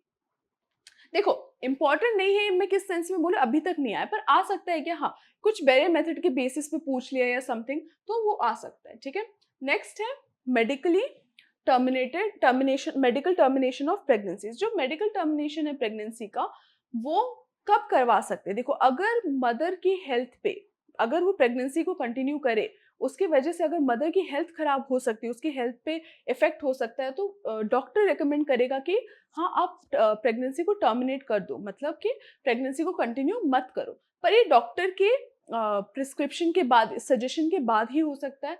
अगर फर्स्ट 12 वीक्स मतलब फर्स्ट 3 मंथ्स के अंदर है, तो एक डॉक्टर ने बोला कि हाँ इसकी वजह से मदर को प्रॉब्लम हो सकती है, तो टर्मिनेशन अलाउड है। But after 12 weeks to 24 weeks, मतलब 12 वीक्स और 24 वीक के बीच में अगर करना है तो 2 प्रैक्टिशनर्स की जरूरत है, but after that only that is not allowed. ठीक है, इश्यूज क्या है इसके कि लीगल अबॉर्शंस जो है, इलीगल अबॉर्शंस को हम लोग अवॉइड करना चाहते हैं, क्योंकि फीमेल फीटिसाइड जो है, फीमेल फीटसेस को किल करना, वो वाला जो प्रोसेस है, वो वाला जो एक प्रैक्टिस हुआ करता था कंट्री में, उसको अवॉइड करने के लिए ये चीजें की गई है। ठीक है, तो ये तुम्हारा एक अमेंडमेंट एक्ट है मेडिकल टर्मिनेशन प्रेगनेंसी में, एक अमेंडमेंट हुआ था 2017 में, उसके बाद ये सारे चेंजेस लाए गए हैं। ठीक है, next you have sexually transmitted diseases. Remember one thing, sexually transmitted diseases जो है वो सेक्सुअली ट्रांसमिट होते क्यों है, क्योंकि जब सेक्स होता है तब जो सीमेन है वो एक बॉडी फ्लूइड है, वो कहाँ जाता है, वेजाइना के अंदर, तो वो अपने साथ साथ कुछ जर्म्स, कुछ वायरसेस को लेके जा सकता है। वाइसा वर्सा, वेजाइना से भी कुछ जो फ्लूइड है वो पीनस के अंदर आ सकता है, उसके थ्रू मेल के अंदर वो एंटर कर सकता है। तो ये सारे जो वायरसेस है, ये सारे जो जर्म्स है, ये क्या कर सकते हैं, एक्सचेंज हो सकते हैं, जिसकी वजह से डिजीजेस फैलती है। तो कांटेक्ट की वजह से डिजीज फैलती है। ट्रांसमिशन क्यों होता है, क्योंकि एक्सचेंज ऑफ बॉडी फ्लूइड्स होता है। ठीक है, सो sexual contact, shared needles, sexually transmitted disease काफी सारे जो नीडल्स के थ्रू भी या फिर ब्लड ट्रांसफ्यूजन के थ्रू भी हो सकती है, बट ये सारे जो नहीं थोड़े अलग सेट है थोड़ा सा। ठीक है, नाउ इसके सिम्टम्स क्या है, itching, discharge, some sort of swelling, ये सारे इसके सिम्टम्स हैं। इसको प्रिवेंट कैसे करेंगे हम, मल्टीपल पार्टनर्स को अवॉइड करके, क्योंकि यू डोंट नो कि उनकी हिस्ट्री क्या है, उनके अंदर क्या क्या डिजीजेस हो सकती है, you never know that. Condom use करना जो कि एक तरीके का फिजिकल बैरियर है, जिससे क्या होगा, एक्सचेंज या फिर कॉन्टैक्ट अवॉइड होगा। एंड अगर किसी को लगता है कि कोई प्रॉब्लम है तो डॉक्टर को विदाउट एनी शेम कंसल्ट करना, इससे पहले कि उससे कोई और बड़ी कॉम्प्लिकेशन हो जाए। Lastly we have got the case of infertility. Infertility जो है वो वेरियस तरीके से हो सकती है। ज़्यादातर इंडिया में अगर हम देखें, इंडियन सोसाइटी में अगर हम देखें, इनफर्टिलिटी के लिए फीमेल्स को ब्लेम किया जाता है, but obviously it could be either, right, male में भी हो सकता है इनफर्टिलिटी, फीमेल में भी हो सकता है। जब इनफर्टिलिटी होता है तो उसके काफ़ी सारे ट्रीटमेंट्स है जो आजकल टेक्नोलॉजी के एडवांसमेंट की वजह से अवेलेबल है, जैसे कि in vitro fertilization. In vitro fertilization में क्या होता है, फर्टिलाइजेशन जो है एग एंड स्पर्म का, वो बॉडी के बाहर किया जाता है। इन वीवो मतलब बॉडी के अंदर, इन विट्रो मतलब एक लैब सेटिंग में, आर्टिफिशियल सेटिंग में। ठीक है, बॉडी के आउटसाइड फर्टिलाइजेशन किया जाता है और एम्ब्रियो को ट्रांसफर कर दिया जाता है यूट्रस के अंदर। ठीक है, दूसरा है जाइगोट इंट्राफेलोपियन ट्रांसफर, ठीक है। जाइगोट इंट्राफेलोपियन ट्रांसफर में क्या होता है, जाइगोट को सीधा कहाँ पे ट्रांसफर किया जाता है, फेलोपियन ट्यूब में। इसमें भी फर्टिलाइजेशन बाहर है, सीधा जाइगोट को फेलोपियन ट्यूब में ट्रांसफर कर रहे हैं। Intra uterine transfer, intra uterine transfer में क्या कर रहे हैं, एम्ब्रियो बाहर बन रहा है। सो आईवीएफ के ही ये एक तरीके सब टाइप्स है, ठीक है। बाहर फर्टिलाइजेशन हुआ, अब जो एम्ब्रियो है उसको कहाँ पे रख रहे हैं, अगर फेलोपियन में तो intra zygote intrafallopian transfer. Intra uterine transfer में तुम्हारे ब्लास्टोमियर को ट्रांसफर कहाँ पे कर रहे हैं, डायरेक्टली यूट्रस में कर रहे हैं। Gamete intrafallopian transfer, gamete intrafallopian transfer में गैमीट जो वायबल गैमीट है उसको, जैसे फॉर एग्जांपल डोनर के एग को या फिर डोनर के स्पर्म को हम डायरेक्टली कहाँ पे प्लेस कर देंगे, फेलोपियन ट्यूब में। यूजुअली ये एग को किया जाता है ट्रांसफर। इंट्रासाइटोप्लाज्मिक स्पर्म इंजेक्शन, इसमें क्या होगा, साइटोप्लाज्म जो तुम्हारा एग का साइटोप्लाज्म है उसमें डायरेक्टली स्पर्म का जो न्यूक्लियस है उसको इंजेक्ट किया जाएगा। आर्टिफिशियल इंसेमिनेशन में क्या होता है, आर्टिफिशियली जो सीमन है उसको इंट्रोड्यूस किया जाता है into the vagina so that the fertilization can take place inside the female. Then you have intra-uterine insemination, जिसमें यूट्रस में जो सीमन है उसको इंट्रोड्यूस किया जाता है ताकि स्पर्म जो है वो एग को जाके फर्टिलाइज कर पाए। इन सारे केसेस में क्या हो रहा है, हम किसी न किसी तरीके से फर्टिलाइजेशन को हेल्प कर रहे हैं, या तो बॉडी के बाहर करवा के फिर जाइगोट को अंदर डाल रहे हैं या फिर ब्लास्टोसिस्ट को अंदर डाल रहे हैं अलग अलग स्टेजेस में। अगर जाइगोट को डाला तो जाइगोट इंटरफेलोपियन ट्रांसफर, अगर एम्ब्रियो को डाला तो फिर क्या हो गया तुम्हारा इंट्रा यूट्रिन ट्रांसफर, गैमीट को डाला तो गैमीट इंटरफेलोपियन ट्रांसफर। तो इन तीनों केसेस में क्या हो रहा है, फर्टिलाइजेशन बाहर हो रहा है। बाकी तीनों केसेस में क्या हो रहा है, फर्टिलाइजेशन इनसाइड। सो बाकी सब में फर्टिलाइजेशन कहाँ हो रहा है, इनसाइड हो रहा है। इसमें क्या हो रहा है, फर्टिलाइजेशन आउटसाइड हो रहा है। फर्टिलाइजेशन कहाँ पे होगा, आउटसाइड होगा, ठीक है, बॉडी के बाहर होगा, फिर एम्ब्रियो को डाला जाएगा, ठीक है। इसमें चैलेंजेस क्या है, इनका कॉस्ट क्या होता है, काफ़ी हाई है क्योंकि टेक्निकल है, तो फिर एक्सपर्टीज की बहुत ज़रूरत है। तो फिर तुम्हें स्पेशल डॉक्टर्स चाहिए जिनके पास में हो सकता है अपॉइंटमेंट बहुत इजीली ना मिले, कॉस्ट हो सकता है बहुत हाई हो, क्या पता वो डॉक्टर तुम्हारे यहाँ पे अवेलेबल ही ना हो, तो अवेलेबिलिटी भी एक प्रॉब्लम है। ये काफ़ी लोगों के लिए रिलीजियस रीजन की वजह से भी हो सकता है इस चीज़ को ना करना चाहते हो, इमोशनल हो, इन सब प्रोसेसेस में बिलीव ना करते हो, तो ये सब के लिए इनमें चैलेंजेस भी है। बट आजकल एक्सेप्टेंस बढ़ रहा है लोगों के अंदर और ये सारे प्रोसेस काफ़ी सक्सेसफुल है और काफ़ी लोगों को हेल्प कर पाते हैं, ठीक है। तो हमें क्या होना चाहिए, प्रोसेसेस का मीनिंग पता होना चाहिए। With this the chapter is done. We have some previous year question जो हमें देखने हैं, ज़्यादा क्वेश्चंस इन सेक्शन से नहीं आए हुए, वो बहुत सिंपल क्वेश्चंस है, तो एक बार इसको अच्छे से पढ़ लो, इन क्वेश्चंस ट्राई करो एंड इसको जाने दो, उसके बाद बहुत ज़्यादा मत देखो। मैंने इंपॉर्टेंट टॉपिक्स ऑलरेडी हाईलाइट कर लिए, उन टॉपिक्स को देख लेना। प्रीवियस ईयर क्वेश्चन का फर्स्ट क्वेश्चन है, ये 2017 में आया हुआ है। In human females when does oogenesis begin, oogenesis कब स्टार्ट होता है, रिमेंबर oogenesis कब स्टार्ट होता है, at the time of embryo, embryo के डेवलपमेंट के टाइम पे स्टार्ट होता है। प्यूबर्टी में किस में स्टार्ट होता है, spermatogenesis. So that's a very simple question, आता है तो आता है, नहीं आता तो फिर नहीं कर पाओगे इसको। 2023 में क्वेश्चन आया, ये match the following type question है, ऐसे क्वेश्चंस काफी फ्रीक्वेंटली आते हैं। इसमें एक्चुअली मिक्स है कुछ कुछ का, ठीक है, तो लेट्स सी। तो हमें मिक्स करना है विद द करस्पॉन्डिंग। तुम लोग ट्राई करो खुद से एक बार, आंसर को बताओ फिर मुझे, फिर देखो कि कितने करेक्ट हुए। फर्स्ट है सर्टोली सेल्स। सर्टोली सेल्स में याद रखो जो तुम्हारे स्पर्म से वो जाके एम्बेड होके मैच्योर होते हैं, स्पर्मेटोजोआ जो होते हैं वो मैच्योर होते हैं। फिर follicle stimulating hormone, FSH, placenta and urethra. Secretion of chorionic gonadotrophin, chorionic gonadotrophin जो है वो प्लेसेंटा सिक्रीट करता है। तो आर का क्या हो गया, आई, ठीक है, आर का आई हो गया। Urethra carries urine away from the bladder, correct. Carries urine away from the kidney, नहीं, इनमें से कोई भी जो है इसके लिए फिट नहीं होता, थर्ड वाला किसी में फिट नहीं होता। तो थर्ड वाले जो भी दिख रहे हैं ना वो एक तरीके से रॉन्ग है, ये भी रॉन्ग है, ये भी रॉन्ग है, ये भी रॉन्ग है। तुम्हें तुरंत ही आंसर मिल गया, एलिमिनेट करके ही आंसर मिल गया कि कैरीज यूरिन अवे कौन करता है, यूरेटर करता है। कौन करता है, यूरेटर करता है। किसी में भी है क्या यूरेटर, यहाँ पे है ही नहीं, तो ये तीनों रॉन्ग हो गए, तुम्हारा करेक्ट आंसर यही होने वाला है। बट फिर भी देखते हैं, ठीक है, ऐसे तुम एलिमिनेट कर सकते हो, जरूरी नहीं तुम्हें हर एक चीज याद हो। बायो में इसलिए बोलती हूँ इजी है क्योंकि एक कुछ टॉपिक्स अगर तुम्हें इंपॉर्टेंट वाले पता है तो तुम काफी सारे आंसर्स कर पाओगे। Provides nutrition to developing spermatozoa, nutrition कौन प्रोवाइड करेगा, तुम्हारा सर्टोली सेल्स, ठीक है, सर्टोली सेल्स प्रोवाइड करेगा। ट्रिगर्स ओव्यूलेशन, ओव्यूलेशन कौन ट्रिगर करता है, फॉलिकल स्टिमुलेटिंग हार्मोन, ठीक है। सो पी का क्या होना चाहिए, 4 है। क्यू का क्या होना चाहिए तुम्हारा, 5 है। प्लेसेंटा का 1 करेक्ट है। एंड तुम्हारा यूरेथ्रा का कैरीज अवे, ये भी करेक्ट है। अगर कोई भी पता, देखो इसमें कोई भी ऑप्शन ना ऐसे रिपीट नहीं हो रहा, तुम्हें कोई भी पता ना तुम एलिमिनेट कर सकते हो। तुम्हें पता है पी का 4 ही होना है, किसी और में है क्या, नहीं, तो तुम इसको सिलेक्ट कर लो। तुम्हें पता है क्यू का बी होना है, किसी और में है क्या, नहीं है, 5th होना है, नहीं है, सिलेक्ट कर लो। तो तुम्हें कोई भी एक पेयर पता है ना, तुम इसको कर सकते हो, ठीक है। तो बहुत इजी क्वेश्चन है, बायो में ऐसे इजी क्वेश्चंस आते हैं, बट पैटर्न तुम्हें समझना है, इस टाइप के क्वेश्चंस तुम्हें करने हैं। Bio you can not skip, ठीक है, बायो को तुम स्किप नहीं कर सकते। जाके प्रॉपरली इन सारे मॉक टेस्ट को अटेम्प्ट करो, do not stop attempting the mock test. अच्छे से अटेम्प्ट करो, सारे जो फुल एंड मॉक टेस्ट है वो आने वाले हैं।